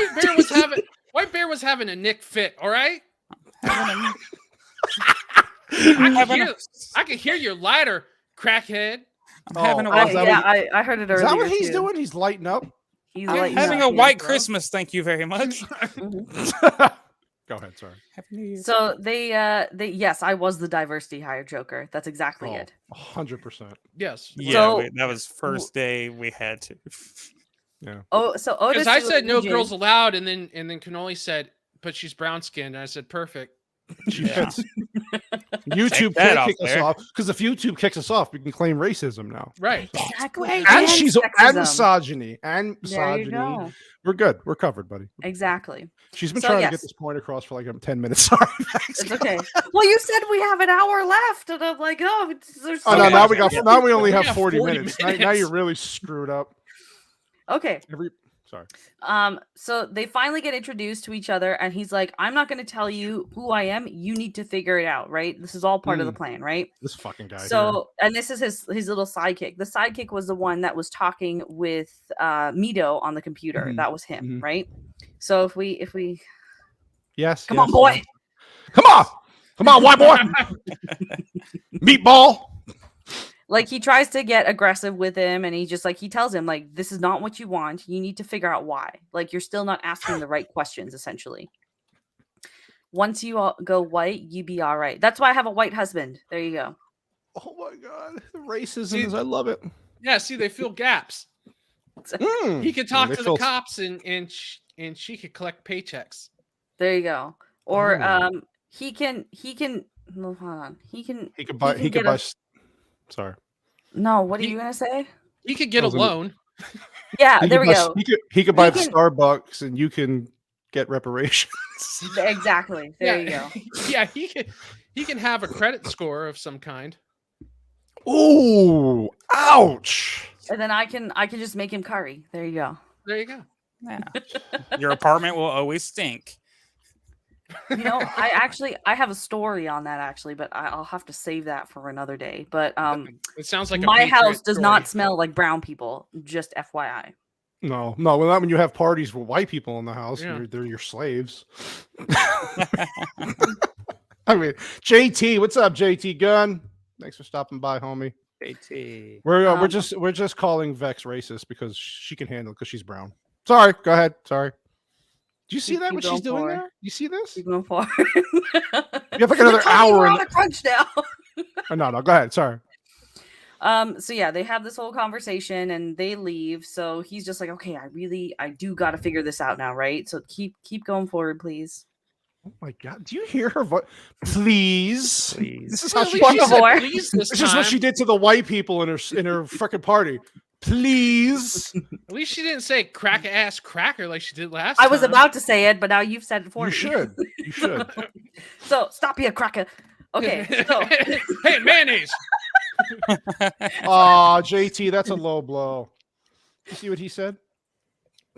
He would love to invite me on after the weekend, but the streams were. You know what? Listen, I was on that show once. Didn't we explain this already? And then once the time changes back, that never mind. You know what? I blame Vex because she's the brown one. There you go. When safe, blame the Canadian or blame the colored one. She gets a double one. Double. There's exactly. a whole song called "Blame Canada." Exactly. Okay. I'm an honorary Eskimo R2, by the way. So, anyways, they go back to his apartment or Mito's apartment, right? And then this is where they've tied her up. I mean, be careful here because there was some titty, right? Oh, damn it. Titty. Yeah. I didn't see it. So, you see it? not yet. So yet. they have, because he left her tied up there, these guys came to the apartment and took full advantage. So they like hung her up and stuff, right? And it's the guy from the prison complex. So he's like, I'm going to take out his teeth. Exactly. Yeah, so I'm going to take your teeth. Yeah. And he's like, you can't scare me. So he starts laughing in this guy's face, and his phone rings, right? And on the other line is like the guy's telling the prison owner dude, like, no, just leave him be. Like, I need him the way he is, right? Because again, there's a long right, and he pays him off. There's a long game here, right? Yeah. So come on. Oh my god! Chop, chop. You see this demanding? Oh, he's got his nice gold. He got that nice grill. Exactly. Oh. So they've tied her up and she's crying and everything. Another kind of like ode to the innocence because she really doesn't know what's going on here, right? Like out of everyone, she is the most clueless character in all of this. I'm gonna. I was about to say, I feel like Cannoli's playing booby roulette right now. I'm passing through it because I don't want to get boobied out of YouTube. Okay, we're almost past it. We're almost. She's okay. Me anyway. Go further, you Italian fuck. All right, hold on. I got past it. I think I got past it. No shit, I didn't get past it. I thought I was past it. This is compelling TV. I got it. Okay. So they cut her, like they leave, right? Because the boss man was like, oh no, you gotta leave them alone. Just don't worry about them. So they get in the car and they're like, we gotta get to somewhere safer, or we gotta get you to a safer spot because like clearly we can't stay here anymore, right? If you're in danger. So she's crying in the car, and remember earlier she was gonna, let him know when she was ready to get her cherry popped. So now that she's had a near-death experience and was nearly raped by a bunch of strangers, she's like, this is it. I want to lose my virginity. Please take me somewhere and fuck me, essentially. Yeah, basically. Actually, I think you might want to like take this off the screen and skip forward a bit more too. Oh yeah, because there's more booby parts. Yeah. So they go to like a motel, right? And again, the entire room is red. Red bed, red walls, everything. And he takes her virginity and hiya sound, you know. Hiya! I can show this part real quick. Makes that sound, yeah. It's just creepy when the guy comes into the room with the mask on. There's no boobies here, so yeah, there you go. So this is after they've had their them. escapade and whatnot, and then the villain comes back and they've gassed the room, right? Because he wants to leave another clue for them, right? So he's just watching them, and he's like, you can see he's tracing his hand over her naked hip and all this stuff. Wait, time out. Mm-hmm. The whole room is red. Red sheets, red walls. Yeah. This is the entire trick. This is what I was saying. Red means the trick. There you go. This is the entire trick that's being played right now. This is the exact moment. Yeah, and also an intense display of passion and action and all that stuff, right? So, because we see them seriously fuck in this movie. Yeah, she's like, oh my god, it hurts so bad. But I will for you. Hiya!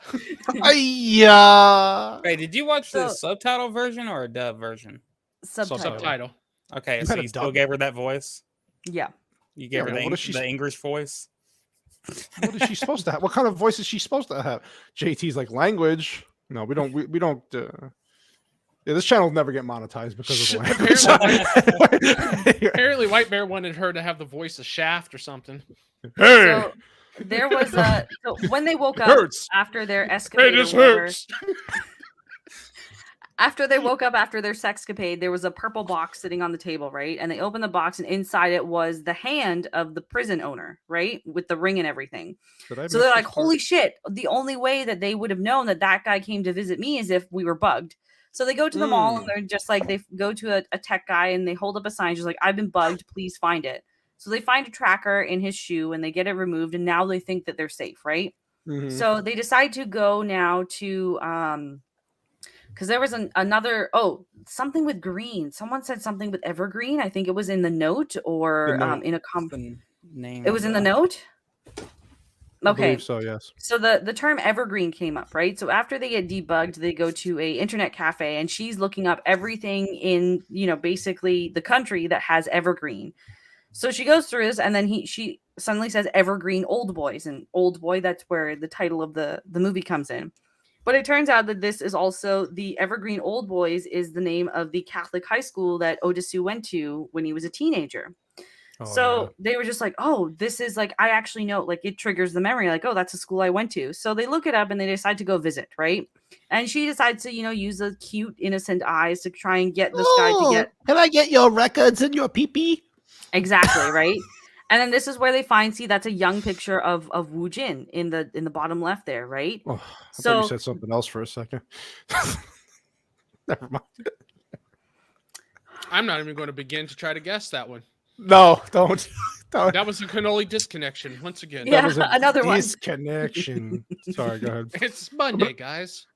So he notices that, like, oh, this is the guy that's been around me, this is where he finally realizes, oh, this was his name. So he calls his buddy. If you want to, fast forward, he calls his friend. He's like, "Yo, my dude." god! I believe Did you hear her voice? If you want to fast forward, you bastard! God damn it! You fucking white boy! Give me the controls! God damn it! That's for January 6th. Oh, he done pulled Harrison Ford on you. Yeah, all right, sorry. Go ahead. You're right. Yeah, he It's calls okay, the buddy. it's He's okay. getting I information. do believe the yearbook is green. It is. It is. Yeah. Mm-hmm. It is. In a sea of red yearbooks that is right next to him. What the fuck is wrong with you, R2? Great insight from R2. Yeah, that's deep, man. I remember that was like one of the first poems I knew by heart. Wow. Did you? Wow. Wow. Let me break my nose a few times and say that. Okay, let's go ahead. So inside one of these yearbooks is like, it's that same purple pattern on the back, and he opens it up and it's an ad for the salon. So he just saves that for later. So he calls his friend and it's just like, oh, there's this other girl that has the same name that was his sister, but she's taken out of all the photos. Why is that? Oh, So I thought it was a picture of an egg. He just had a fucking egghead. There, that bitch has got an egghead. So smart, man. She was the smartest kid in her one. class. She was Humpty so Dumpty.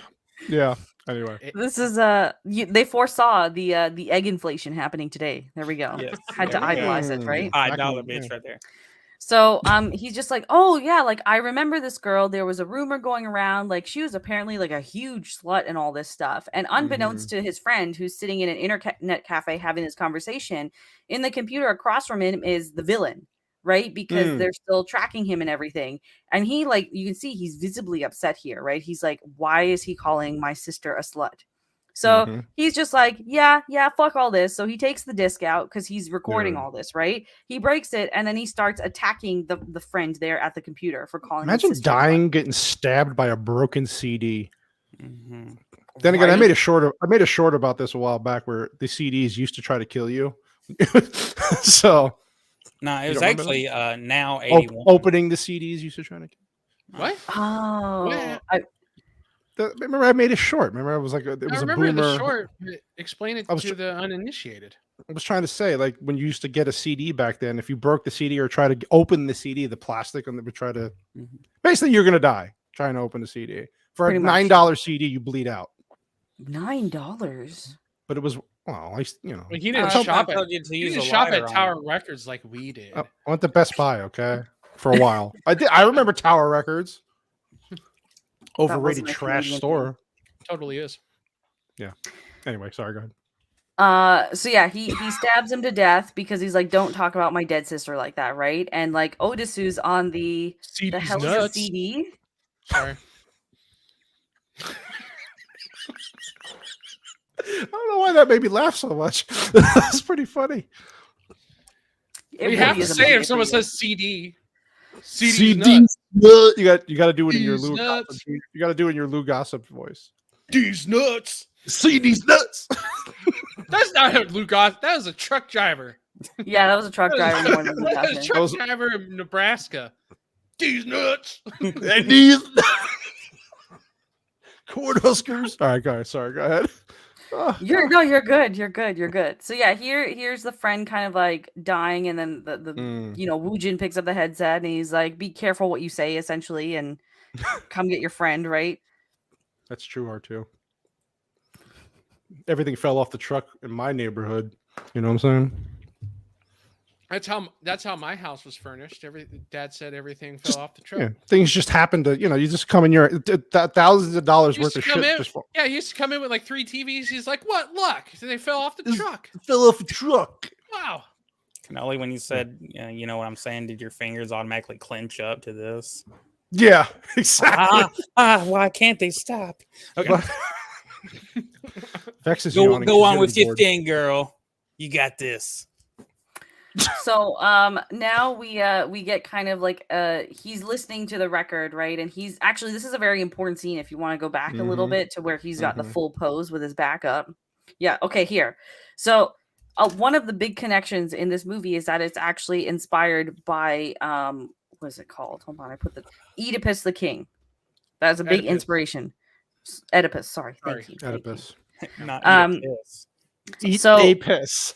One of the parallels is that Woojin looks very young to Odisu, despite them being more or less the same age, right? And he learned, actually, this actor learned yoga specifically for this scene to be able to do it.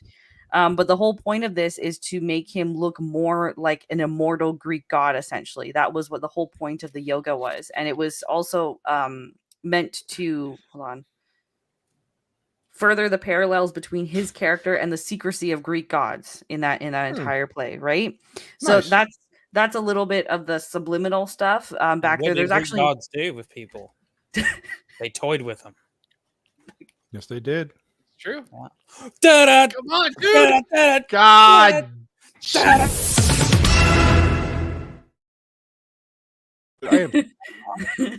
It's just an epic failure on all fronts.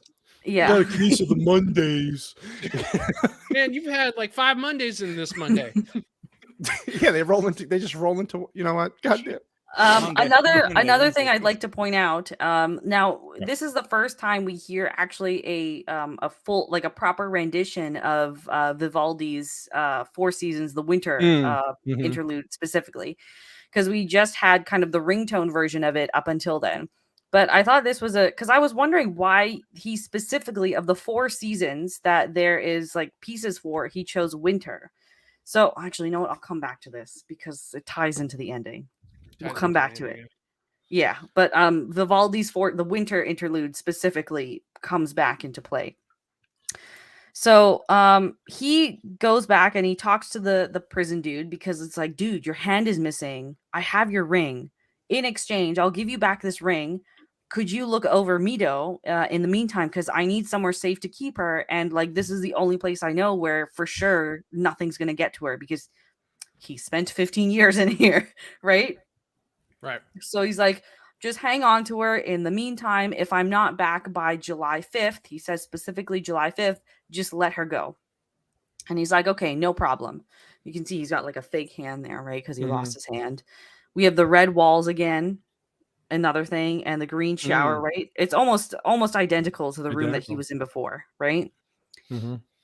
So here she's like, they escort him out because like they don't want him knowing, you know, where the exact location is, all secrecy stuff, right? Because they had to move buildings after he beat up all the other guys. So after he drops her off there, he goes to the salon that was in that paper he found in the yearbook. And this woman runs the salon, who ends up, she was a classmate of his at Evergreen Old Boys. That's right. So he gets like, while he's getting his hair done and everything, she starts discussing about Su Ah, which is the Woo Jin's sister that was blanked out of all the yearbook pictures, right? And she's like, oh yeah, like I knew that like there was that rumor going around, but she was a very good girl. I know she was dating someone. Like, I don't know who it was. Let me call someone, right? So she calls a friend, and the friend is like, oh, okay, all right, I'll let him know. And she hangs up the phone, and she's like, actually, you know, apparently you would know better than anyone what happened and who she was seeing. And throughout this entire scene, like you see the camera keeps flashing back to this woman's bare knees and legs. And this is what triggers the memory, finally. I think this is where you should probably start holding on to your butts, because this is where the climax kind of happens, right? Oh, yeah, there's a climax, all right. Oh, yeah, it's a big one. Well, the climax already happened. Twice. Yeah. Actually, no, technically we see the initiating of another climax about to happen. Yeah, the initiating, yes. Not the full climax. That's true. But like so now we have, so now we're in the flashback, and this is Odesu back at 16 or 17 at Evergreen Old Boys, right? And this is Su Ah, the girl, you know, Woo Jin's sister. So notice her bike is red, right? This is another parallel, okay? So Odesu, when he was a student here, he was quite a troublemaker. You see him just very casually walking around. He's smoking cigarettes and hanging upside down. Because this is a Catholic school, one of the nuns comes and tells him to put it out. And he's like, "Oh, it's my last day here. Just let me live," kind of deal.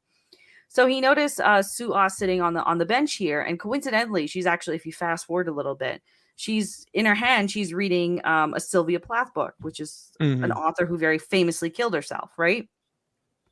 So she starts talking to him, and he's like, oh, the girls all say you're funny and all this stuff, like tell me a joke. And they're kind of casually flirting, but she's not fully into it, because she's, again, this is where innocence comes in, right? She's a very innocent girl. She doesn't want to get involved with a troublemaker.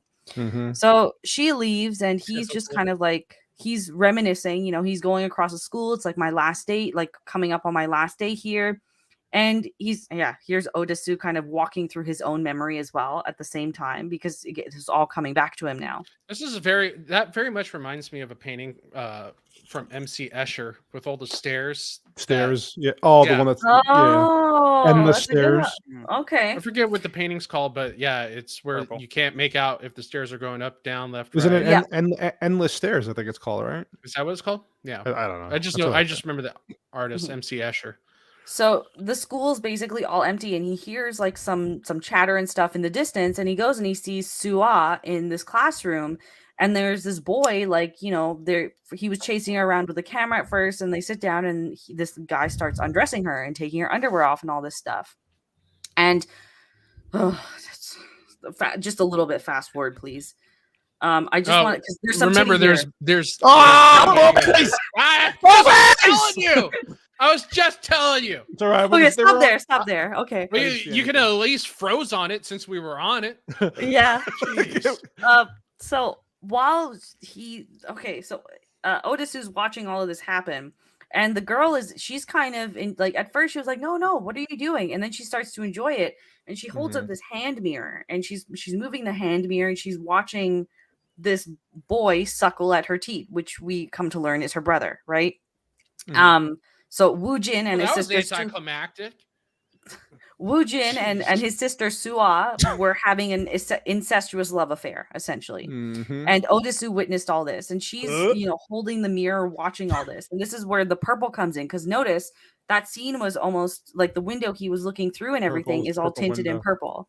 And then I wanted to tie in the royalty part here, because like it's very well known that a lot of royalty way back when would engage in incest, right, to keep the bloodlines pure, and they came from a very upper class, wealthy, influential family, right? Basically, that's what's wrong with Prince Harry. Blue blood. Well, Prince Harry likes to touch himself while thinking about his mother, apparently. Yeah, he likes his mother's to smell face his cream. mother while touching himself. Yep. Self down there, So smelling now her face cream. Sorry. it flashes forward My to like tantra. That's what he called it. This is Otisu and his friend that was, murdered with the CD earlier. But he's like, oh, I saw all this happen, but please, like, don't tell anyone. And that guy ends up going to tell everyone, and Otisu leaves basically that same day, right? So he goes back to the prison hotel, and he tells Mido all this, and he's just like, I'm gonna go and take care of this guy. Like, I know what his name is, I know where he is, I can find him in the city. I want you to just, stay safe. And she's like, please be careful. Like, what do you want me to pray for? Right. And here he's wearing a red shirt, first of all, right? First time we see him in a different color. But in that prayer, hold on, stop for a second. Before we move forward. Because in that prayer, she's like, what do you want me to pray for? And he says, pray that Woo Jin falls to his knees before me. Right. Just remember that. So he goes to the penthouse, and there was something with the number 64. I couldn't remember what the significance of that was. Copa?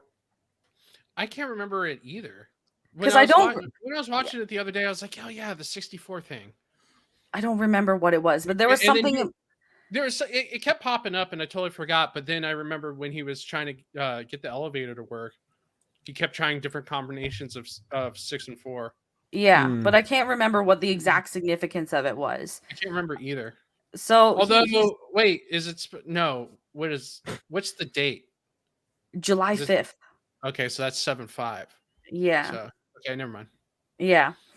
So he knows that 64 is an important number, and we can't remember why, and he's trying to input this on the elevator to figure out how to get to, the room or penthouse where he is, right?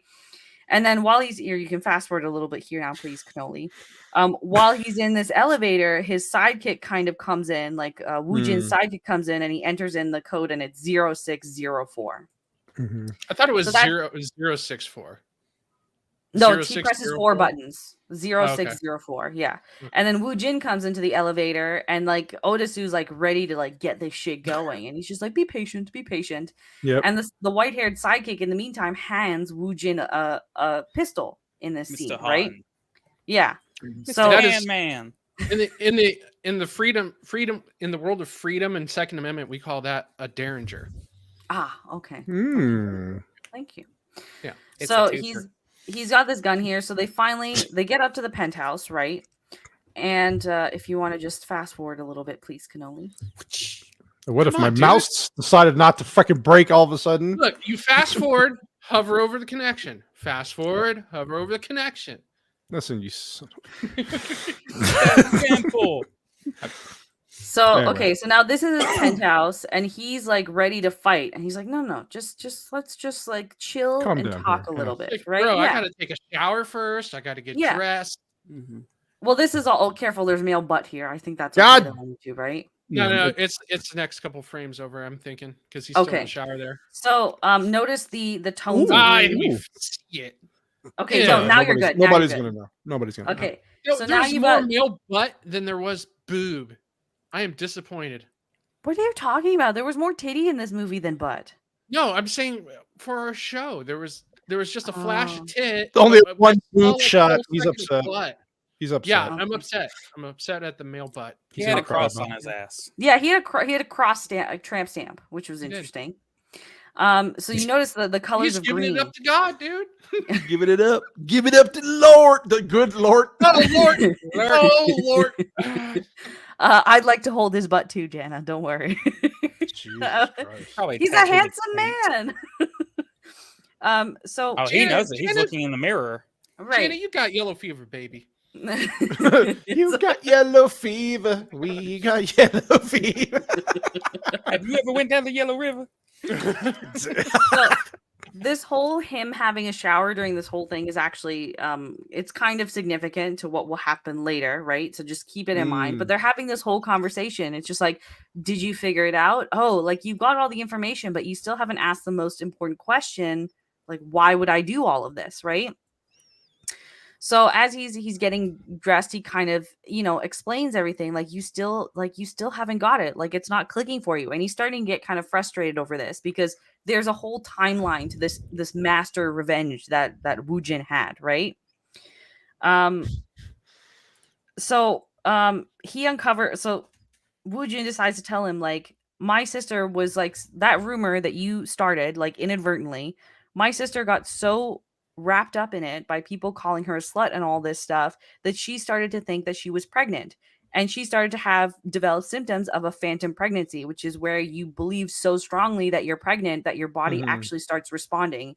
So he's like, her breast started to swell and develop milk, and her tummy started to get bigger because she fell into this lie so much, right? Wow. And then sorry, fast forward a little bit. He's like, oh my gosh. I'm trying to figure out how to explain this without like butchering it. What part are you trying to the big actual reveal? Yeah. So he's like, everything I've done since you were released was intentional. Like you meeting Mito was intentional. Like you were suspicious of her for a reason because I have been programming her just as I've been programming you. Right. He's had both of them hypnotized With the phone calls and all that stuff. Exactly. Right. So they flash back to this scene because it's like you were supposed to react to the phone ringing and that was going to make you speak. And she was programmed to react to whoever answered that call, right? And she had touched his hand like in the restaurant there before he passed out. And yeah, here's the hypnosis scene flashing back. We got the purple hue there, right? The phone calls and then there's him having the phone call on the other touch, side. the touch made him pass out, right? That was all that was part of the hypnosis. Right. Yeah, from Ding Dong. Jeez. Wow.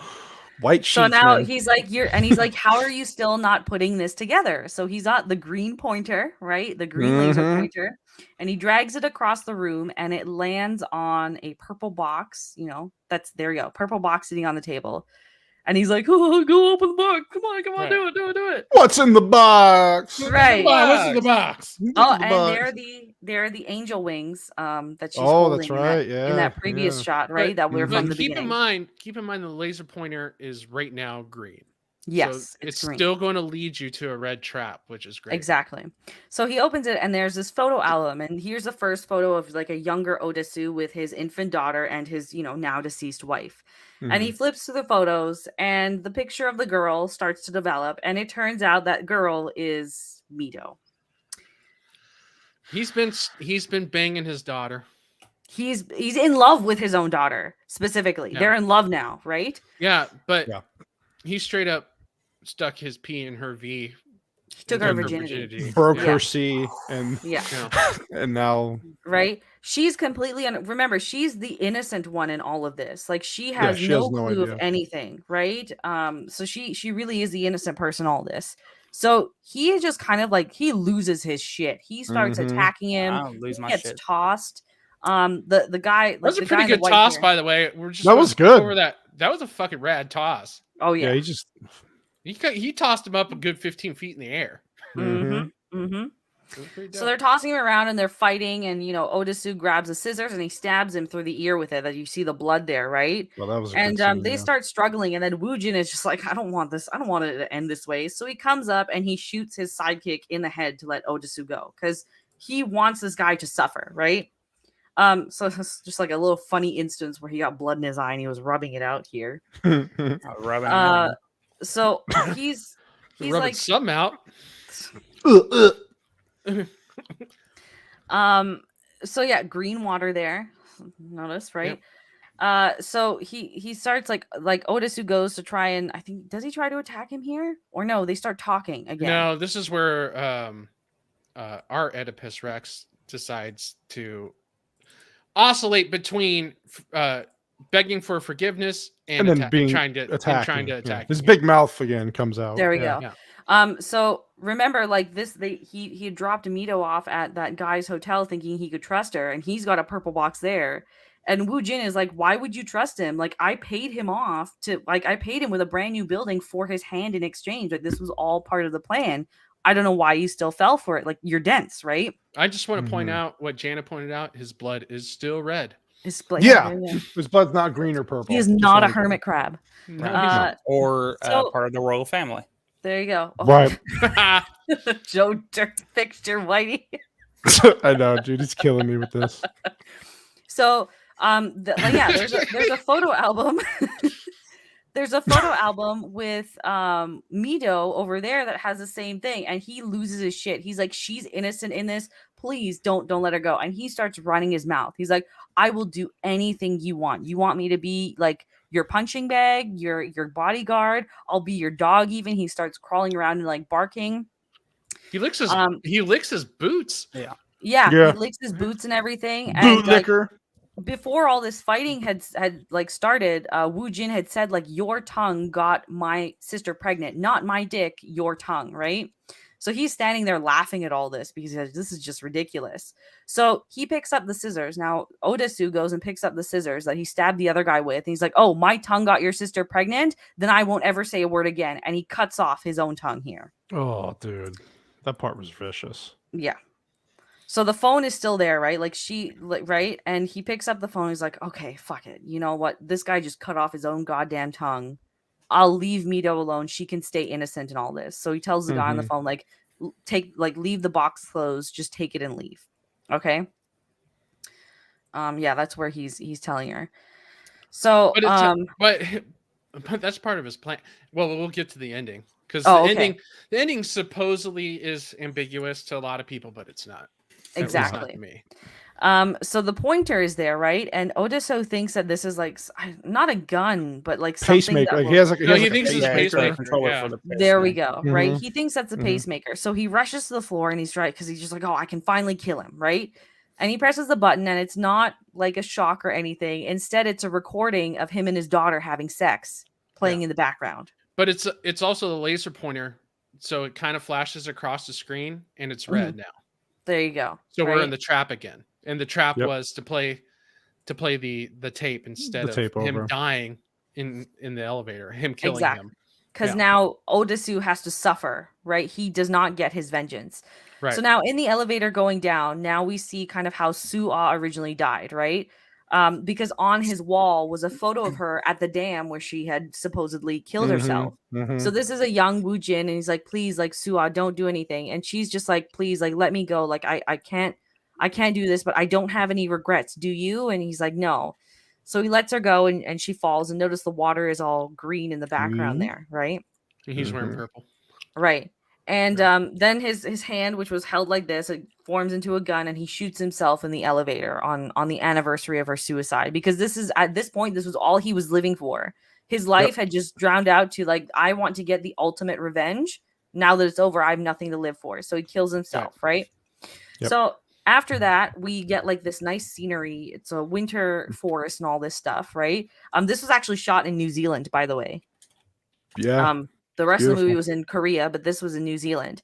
And he meets with a hypnotist. He had written her a letter, and he's like, please just like hypnotize me to forget this knowledge because like I really can't live with myself, right?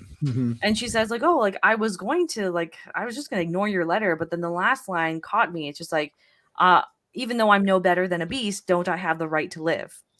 So she's just like, okay, there's no guarantee it will work, but like we'll try it. And you can see, like, look at how stressed out he is. He's got bags under his eyes. His hair is all gray, right?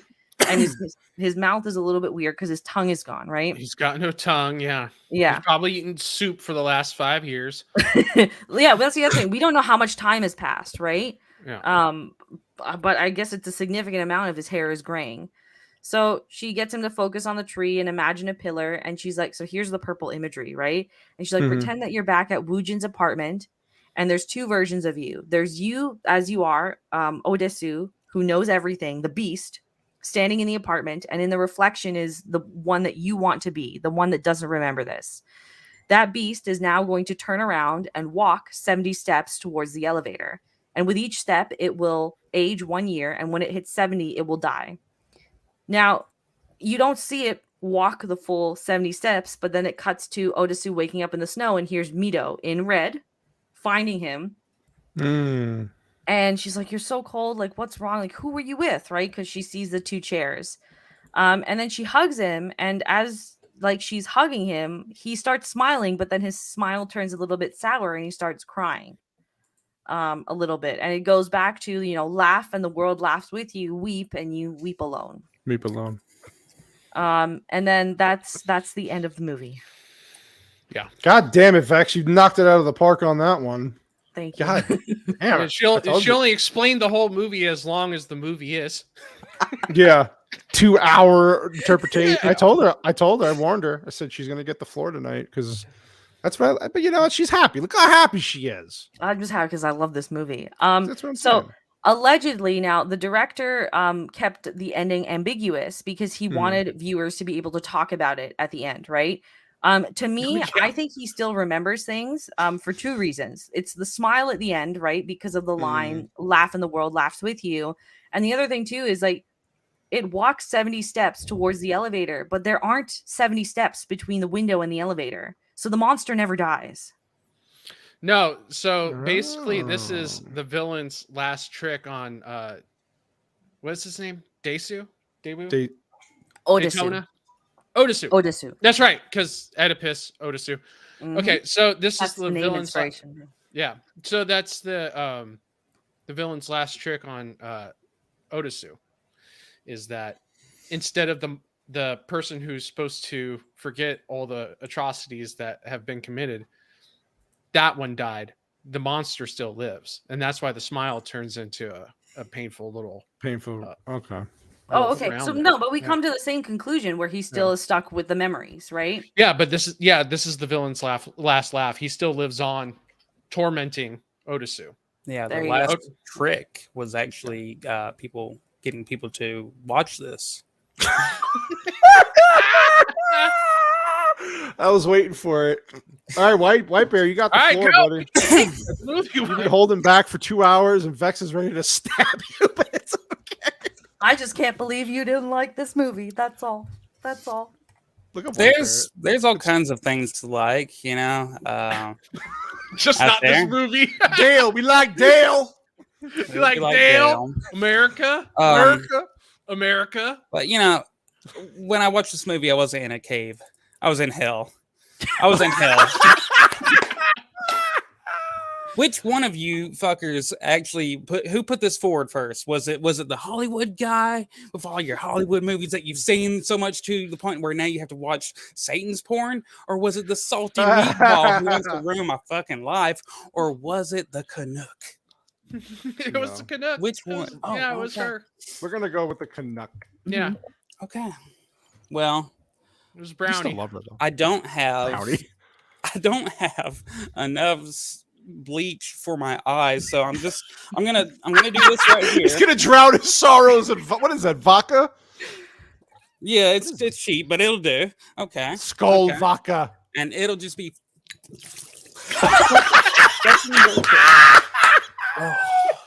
Oh god, that's getting clipped out. That's so gonna. He's gonna light himself on fire now. gonna be a big giant ball of flame. This is for Dale. Oh, there you go. Don't add up, son. This is for Dale.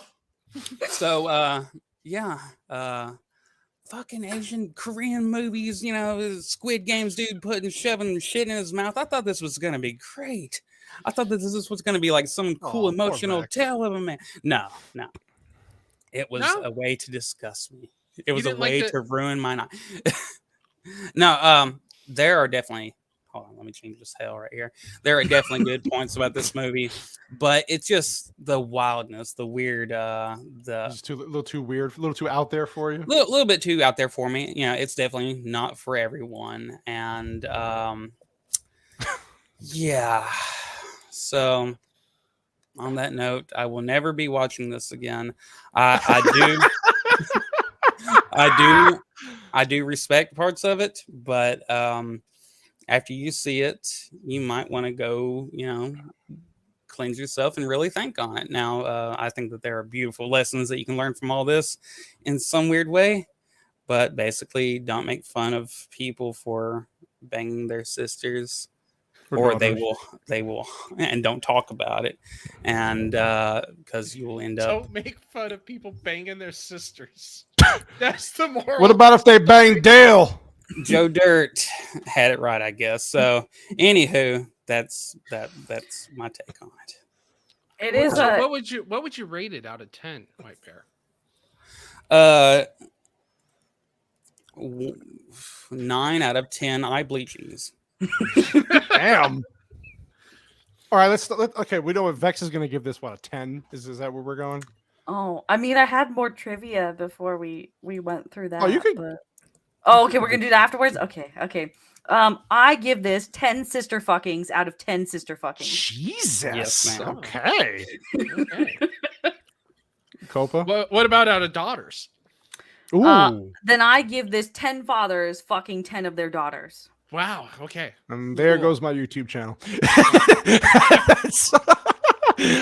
Copa. Now not only are you never going to be monetized, you're going to owe YouTube money after this. Yeah, they're gonna. Yeah. Okay. Well, I know. I'm just gonna blame the brown person. I'm like, brown person said. Oh, okay. We'll let it go. True. Yeah. How many Copas? How many Catanias are we giving this? How many knives? How many knives? Yeah. How many stabs? I give it an 8.5 stabs out of 10 stabs. How do you half stab someone? Just out of curiosity. It just halfway. Give him the tip. Just don't go all the way in. Just the tip. Unlike he did with his daughter. Well, no, we'll do a Vex. Hiya! Yeah. Just the tip. Fucking. There you go. I will give this 7.5 cannolis out of 10. Yeah. That's a fair score. Okay. That's a pretty high score. IMDb, it was 8.5, so I rounded it off to 9.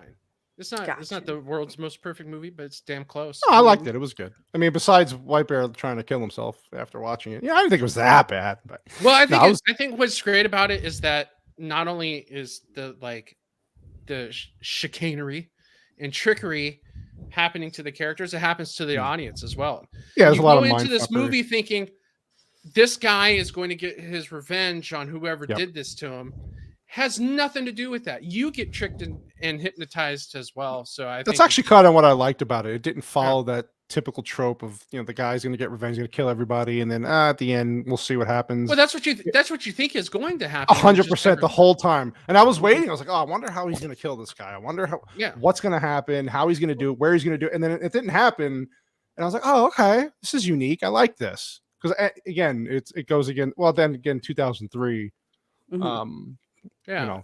But then you get to the incestuous part where the guy's fucking his sister, and you go, "Oh, that's fucking gross, dude." But then you get to the point where you find out, wait a minute, this isn't his revenge tale. This is his truth-seeking tale. It's this guy who had him fuck his own daughter. That's his revenge tale. Is this true? You think this is? I don't think this is. I think it's just there's a lot of debauchery in it. 8mm would be the guide to. Oh, yeah, that movie was fucked up, man. Yeah, dude. All right, Vex. You have never seen Nicolas Cage 8mm. That movie's very disturbing. Very. There's disturbing. A lot more going on in that. Did you see her? She lit up. It's like, ooh, Millimeter, disturbing. go check that Hiya. Really? yeah. Oh, yo. What's the trivia you were going to do? You said you had some trivia. Go ahead. I have a lot. This Okay. better. Hey, wait a minute. Hold on. This better not be you going down everybody who might possibly have played. That was a great clip. Imagine if it was Lou Gossip Jr. though. I don't have everyone, but I have a couple. I don't have a couple. Okay. So Vivaldi's Four Seasons. So winter, right? The movie ends in wintertime. It starts in the springtime, right? He's captured in the spring. He's imprisoned and released in a summertime, and then we have wintertime, right? We kind of skip fall. So the winter is kind of a foreshadowing, using winter specifically as a foreshadowing of Odysseus' fate. If we're just listening to the piece as it is, it kind of goes through a man experiencing an intense cold, and then the rain comes in and it tries to, in a sense, it brings like hope and a little like some semblance of perseverance for the man. And then in the third movement of this, the orchestra comes in and it's actually like, no, there's a terrible storm coming and it's not going to be the beautiful ending that you hope for. Right. Oh, wow. Okay. So his own kind of story, like, because I always wondered, like, why did they choose that of all pieces to use as such a central piece, right? So it ties in a little bit there. The year this movie came out, it was actually the 5th highest performing movie in South Korea, and the worldwide take home in US dollars was just shy of 15 million. How much was the budget? I'm actually not sure what the budget was. Let me actually. So it's probably made some money though. I don't think it cost $15 million to make this movie. I think out of the Vengeance trilogy, it was the biggest box office draw. Definitely, because I agree with you. I think the first one did poorly, actually. The first one was okay. It wasn't like anything great, but this was fantastic. And then Lady Vengeance, it fell off again, which is the third one. Yeah. Let me see what the budget was. Fucking whitey. That's Dale. It's Dale. Dale. The pictures of Dale. I had to have some comfort food over here, y'all. I had to bring it back home. Thanks for the eye bleach. Change his shirt and everything. Yeah, back into my wife. Well, it's cold in the dungeon. Yeah. I'd fuck me. Yeah, here I am, like spending so much time on Silence of the Lambs, and then I'm disparaging that movie. Listen. You're sick. So it looks like the budget for this was about $3 million. Oh my god! So it did well, yeah. Yeah, it did very well. 5 times its budget. Yeah. In terms of, there's the obvious Oedipus like things with the whole incest and father and daughter thing, right? So we won't dive into that. This is actually loosely based off of the Japanese. Has anybody here read Oedipus Rex? No. Oh, okay. I highly suggest that book too. Okay, noted. So you're so sophisticated. Speaking of father and daughter. Oh. Now you're definitely not getting monetized. Oh no, it's over. This is getting struck down. Fathers, daughters, and journals. Oh my. Secret documents. Yeah. So this is loosely adapted from a Japanese manga of the same name, which actually performed quite well when it came out in the early 90s in Japan. In terms of remakes, there's 2. I know we're aware of the American one, but there was a Bollywood film called Zinda, which is directed by Sanjay Gupta, which essentially is the exact same plot, but it's not officially. Sanjay Gupta, as in from CNN? Yes. He directed an Old Boy remake. This wasn't an officially sanctioned remake. In 2005, it was actually under investigation for copyright because the plot was so similar, but they didn't state that it was a remake. And in 2004, DreamWorks had acquired the rights to this, and they just kind of dropped the whole thing because it was a nothing Bollywood film, right? In 2008, Steven Spielberg actually wanted to remake this film with Will Smith in the lead. Oh, that'd be perfect. Well, it was wife cucking him the whole time. Yeah, so it's just his wife cucking him. Yeah, that would be the twist ending. That would be the twist ending. Jada's the villain, and she just at the end says, "I fucked my son's rapper boyfriend. I fucked my son's friend." Yeah. What do you think? So he also offered Daniel Craig the role. at some point, which is a weird one. No, I don't like that. And he had commissioned screenwriter Mike Protasevich. I don't know if I pronounced that right. I was like, who is this guy? Right? I was like, who is this guy to work on the adaptation? So the biggest thing this guy he was the chef at Universal or something. Did he serve cereal to people? What the fuck is this guy? The biggest movie... Spielberg walked into the cafeteria, Universal cafeteria. He's like, "Hey, you want to write a screenplay?" Yeah, you with the cinnamon toast crunch. Put it down. you with the Salisbury steak. You want to write a screenplay? The guy, it looks like the guy wrote a full screenplay. Like before this, his previous writing credits included I Am Legend, Poseidon, and the first Thor movie. So he sucks at his job. Pretty much. Yeah. Wow. Now, the American remake, which came out in 2013, it stars Josh Brolin and what's her name? Elizabeth Olsen in the roles, right? They've changed the names to westernize it and whatnot. But that same guy who was commissioned by Spielberg actually wrote the script for the American remake that Spike Lee went with. That explains a lot. Yeah, that explains. He wrote it with a Salisbury steak in one hand and typed fucking it with the other. Bowl of cereal in the other. Yeah, there you go. Trash. Now the villain in that American remake, he had the name Adrian instead, and allegedly Christian Bale, Colin Firth, and Clive Owen were all offered that role, but they all declined. I would too. Yeah. And for the daughter, before Elizabeth Olsen was cast, Lily Collins was offered the role. Who the fuck is Lily Collins? Phil Collins' daughter. Oh, you know her if you saw her. Yeah, Old Man Collins' girl. Yeah. So that's really all I have on the remake stuff. I think I have more notes here, but we kind of touched on all of it at some point. There's been a lot of it was touched. All right. It was the same. Yeah. So Old Boy, I recommend. That's one of my favorite movies. Incest aside, it's the way that it plays with you. Like you're right. You go into this movie, and for most of the movie, you expect this one guy to get his vengeance, and you've been tricked. You've been hypnotized the entire film. Yeah. They did a good job at that. I do agree. It's not even his vengeance. Once you realize that at the end, you're like, son of a bitch. I was the whole time I was waiting for this vengeance to come. Mm-hmm. Yeah. Did you ever see Michael Douglas and Michael Douglas and Sean Penn in The Game? The Game. Yeah. Have you seen that? Hey, Dio Guri, how you doing? Good morning in India. Guri. Yeah. But how trippy the ending was The Game? pretty not as good as this one. And I really respected The Game, even though it was, the whole movie kind of overall gives you like this dark feeling, and they were going for that, and they did it. But what's interesting about The Game is that he's playing the game, but after a certain moment of time, you're like, "What the fuck is this? Really, the game still going on? Right? Or are they really trying to fucking kill him?"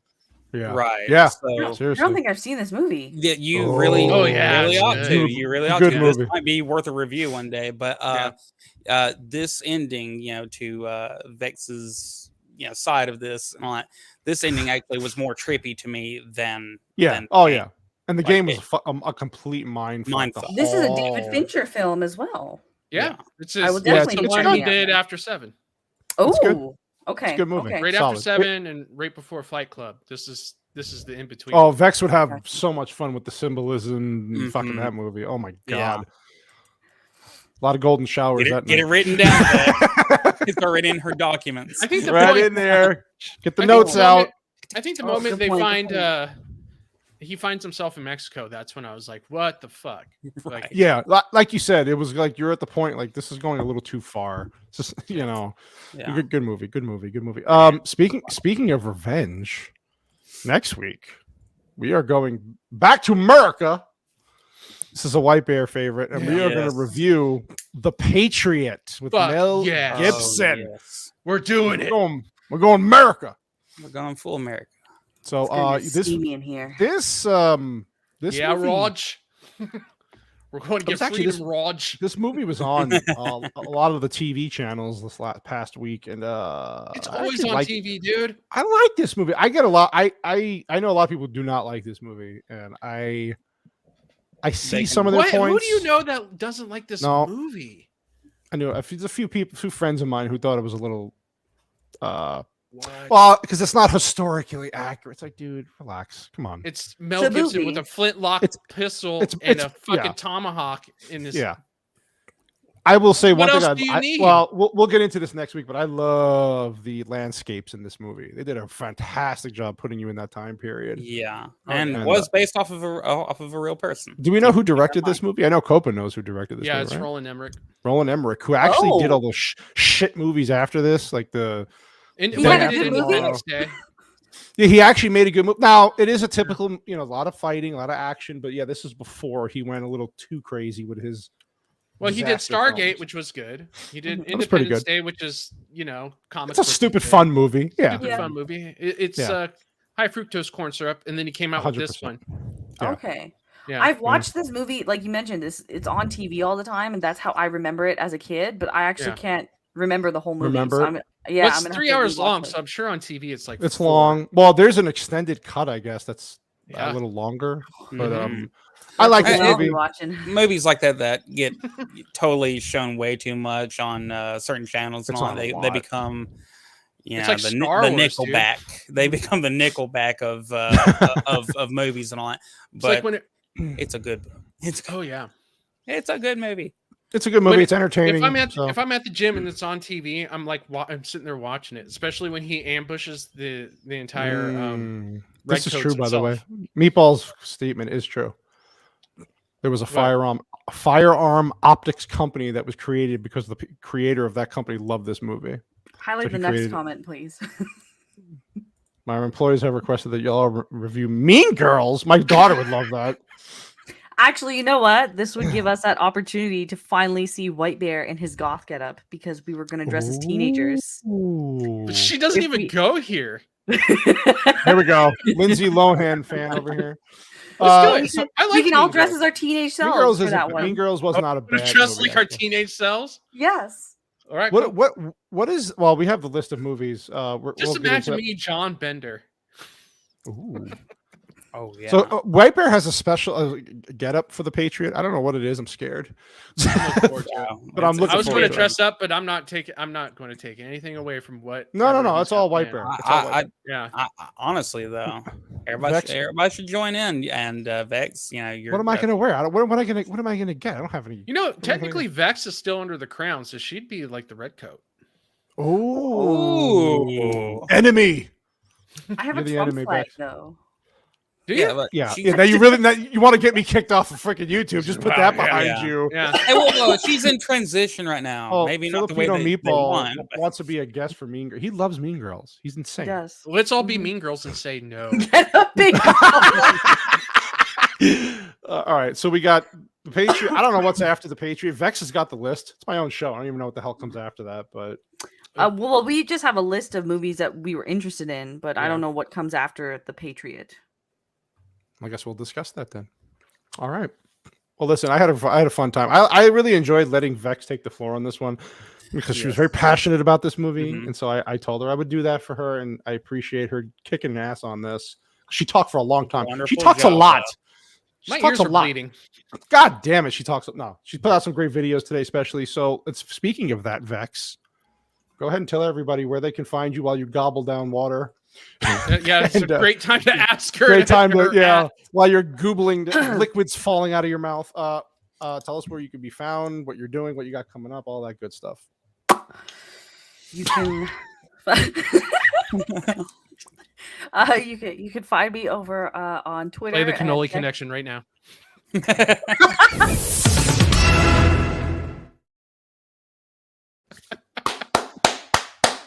Oh, goodness gracious. Go ahead. Sorry. You can find me on Twitter, Vex Electronica. You can find me now on YouTube, Vex Electronica. You can find me on Rumble every Sunday at 9 p.m. Eastern at the Lambency Show. Tomorrow, actually, I will be recording with Yeti F. We are doing a review of the first episode of HBO's The Last of Us. And then... actually, you know what? It wasn't bad. See, what did I tell you? Copa, everybody I know have watched. The man can't even crouch and sneak anymore. Okay, I don't want to spoil it. Like there are definitely some spoil issues it. with it. Okay. There's Oh, definitely wait, some all right, issues. Tell me when they've replaced the spores with tentacles, right? We haven't even gotten to an infected person fully yet. Oh, so in we're the still first doing episode. Joel's like backstory Pretty much. with episode 1. So episode 1, it's 80 minutes long altogether, right? Wow. Yeah.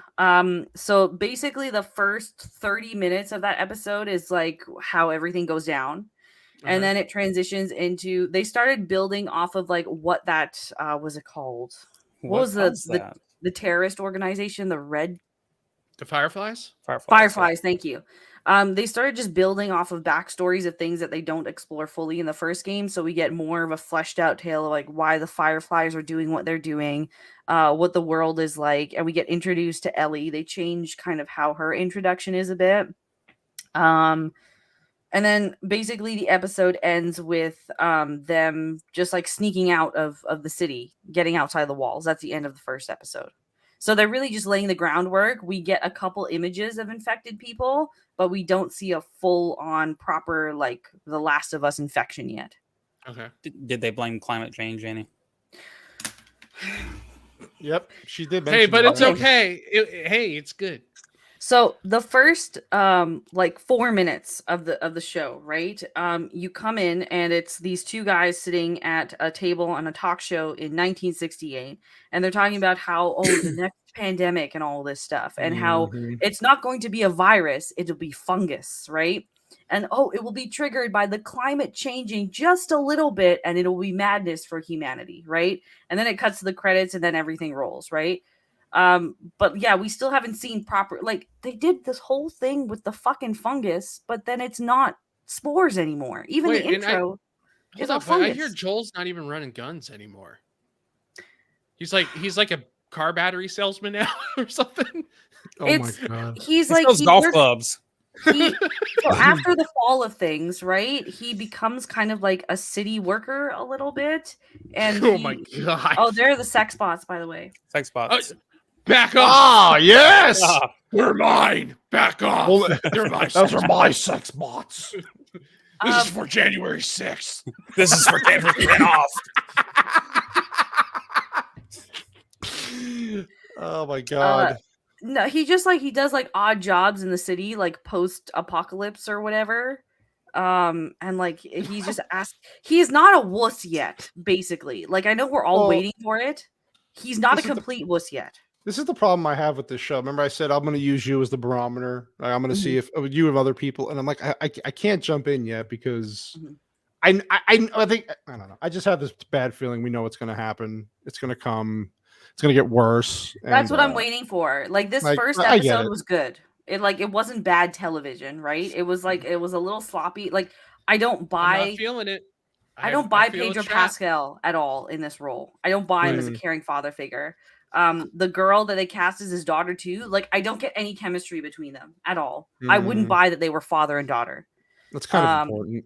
Exactly. Like that's really important to his backstory, right? Does Ellie now have fetal alcohol syndrome? Because that's what that little girl looks like. She looks like she's got fetal alcohol syndrome. Oh my god! Like Greta? Yeah. Like worse than Greta. How dare you? Worse than Greta. I judge how if I should watch a show based off of Vex's eyes, her eyebrows, because when she was explaining it, her eyes were this, and then anytime that she's talking about the movie earlier, she was like, yeah. So when she's doing you see right now they're all good. We're all good here. Now, start talking. That's the barometer. Vex's eyebrows. Let's start talking about the Canadian government. No, I just and not only that, but like they made like I remember in the game Ellie was just very not Ellie, Joel's daughter. She was very innocent. So like when he fails to protect her, you really feel a connection because this was a loss of like a really pure soul. But then his daughter in the show, because they give her an actual backstory, they make her seem like she's like, oh, I'm an independent woman, and then all of a sudden, oh, my ankle hurts. You have to carry me. I'm like, you spent 20 fucking minutes making me think this kid could do it all, but now she can't. The game didn't need even like the remastered version. I was watching that the other day, just because this is a new thing coming out. they didn't need to really expand on her story at all. She said and did nothing that was really extremely one way or the other. She was there. She, was obviously supposed to be somebody, somewhat important to him. That's all you need to know. And then she fucking died, and it was all sad and innocent. It was a terrible death. That's it. That's all we needed. Well, and they expanded it out. It was reminiscent of the first 10 minutes, 15 minutes of Up, where they really did a wonderful job fleshing out the characters enough for you to feel. I agree. Rip them right away from you. Yeah. So they didn't do a good job doing this in this adaptation. So I do give him that. I haven't seen Pedro Pascal in anything because I didn't watch The Mandalorian at all. I'm not a Star Wars fan. So this is my first time actually seeing him in something on screen. And I just never watched Game of Thrones? No, I still haven't seen Game of Thrones. Don't watch it. Yeah. Did you? Do not waste your time. You'll get up to like season 7. Yeah, you'll get up to 7, and then you'll go, oh well, it's kind of teetering, but hopefully 8 kind of rights itself, and 8 tanks it so bad you feel like you've wasted 85 plus hours of your life. Oh, it is one of the worst endings of a TV show. It literally. It drops the ball so bad that you really get pissed. Yeah, because you wasted your time. I would say season 6 through 8 were not that great. Okay, that's when the books were starting to run out. That's when the books. Yeah. I remember when the whole season 8 thing happened and how upset everyone was. I don't know what happened exactly, but I remember the outcry. I'd say do what I did. I watched it for 4 seasons and then I just cut it off. I was just like, that's what Nerdrotic said to do, is watch only the first 4 seasons. Oh yeah, okay. Yeah. Well, good advice. I will listen to Gary on that one. Yeah, it's bad. What about Narcos? Do you ever see Narcos? The first 2 seasons of Narcos? No. He was good in that too. Okay. Mandalorian. Really he's not even. What I understand. He's wearing a mask, right, the whole time. There's no point. Yeah, they just need him for the voice. Actually, it's John Wayne's great grandson that's actually the one doing the stunts. The stunts, yeah. Oh wow. Wow. Cool. Okay. Really cool.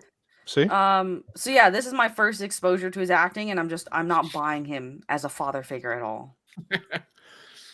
Janice says that episode also had red in it. Does every Game of Thrones episode have red in it? Red wedding. Yeah, I don't know why this is still going, but Vex had some good trivia, goddammit. She had to tell us who was going to be casted. Yeah, there you go. I had a full list this time. Yeah, she did good.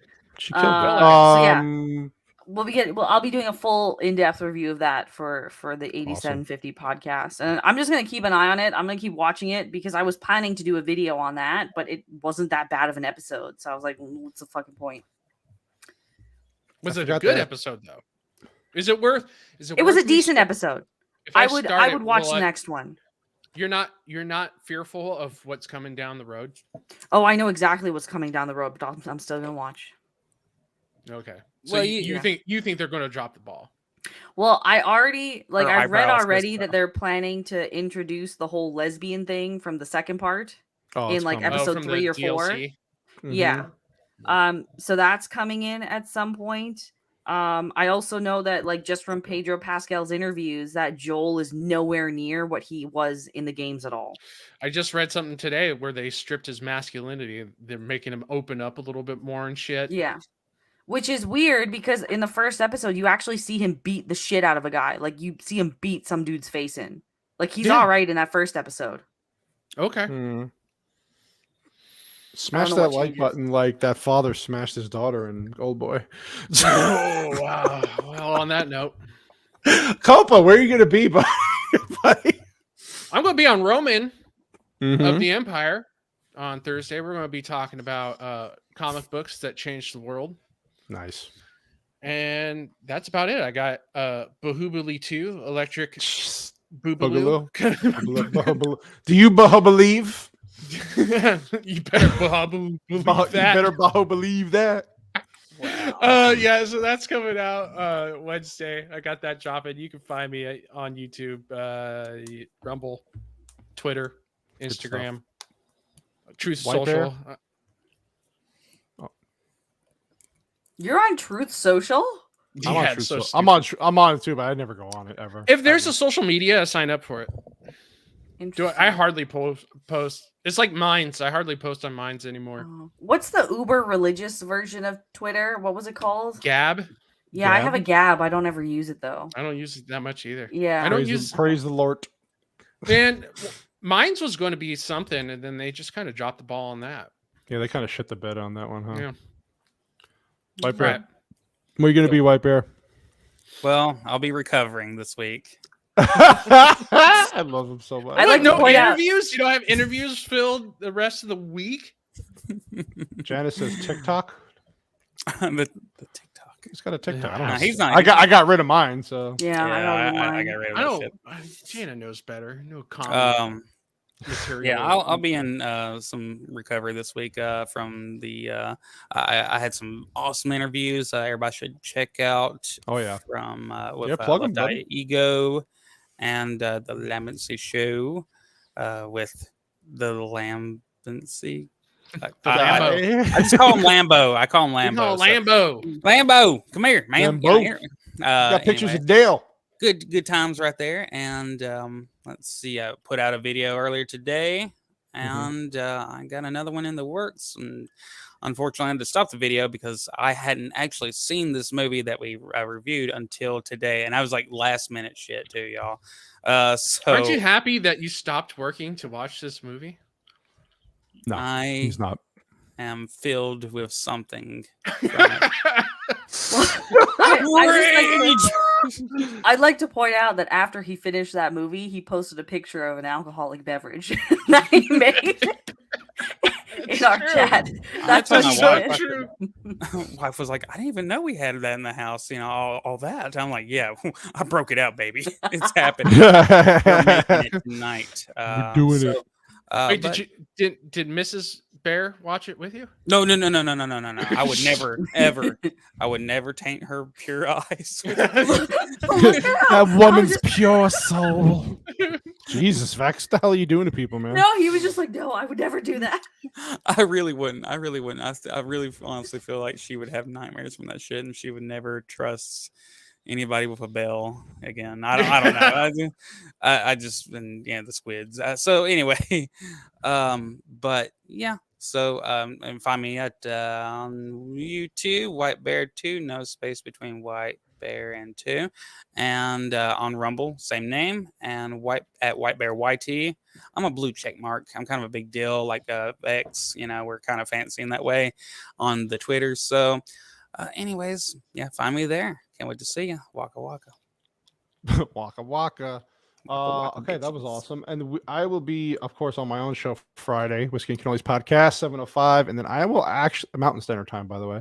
And I will actually be on the Yeti Cast on Saturday night at 7:30 p.m. Mountain Standard Time. Now his shit's not right. No, 8750, baby. First time. So I'm looking forward to getting drilled by him. A Yeti and a Sasquatch together. You're getting what? Oh yeah, I meant it that way. We can clip. Okay. Hey, listen. You could. Yeah. I'll make sure it's taped for Vex. Please. She likes to videotape things. That's where the money is.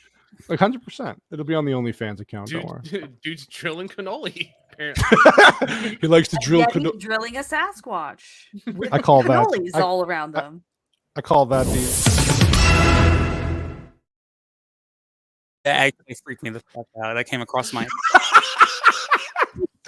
All right. I love you all. How dare you use the cannoli connection for that? Well, I mean, it's a connection. I didn't use it earlier at any of the proper I was going to times. say, yeah, I had to make up for all the lost time I had. We love you, Cannoli. We appreciate you. Meatball said he will not be on the podcast Friday. I don't know why. Oh, so you're going to actually get viewers.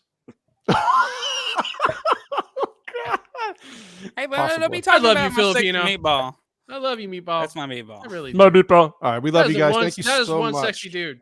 He is. He got the moves. Ooh. He does. He's got the. Well, here.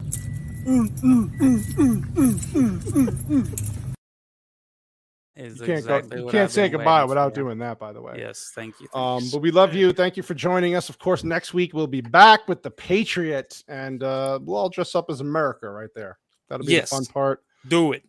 America. All right. Be We love there. you. Thank you. See you next week. Waka, waka. Bye.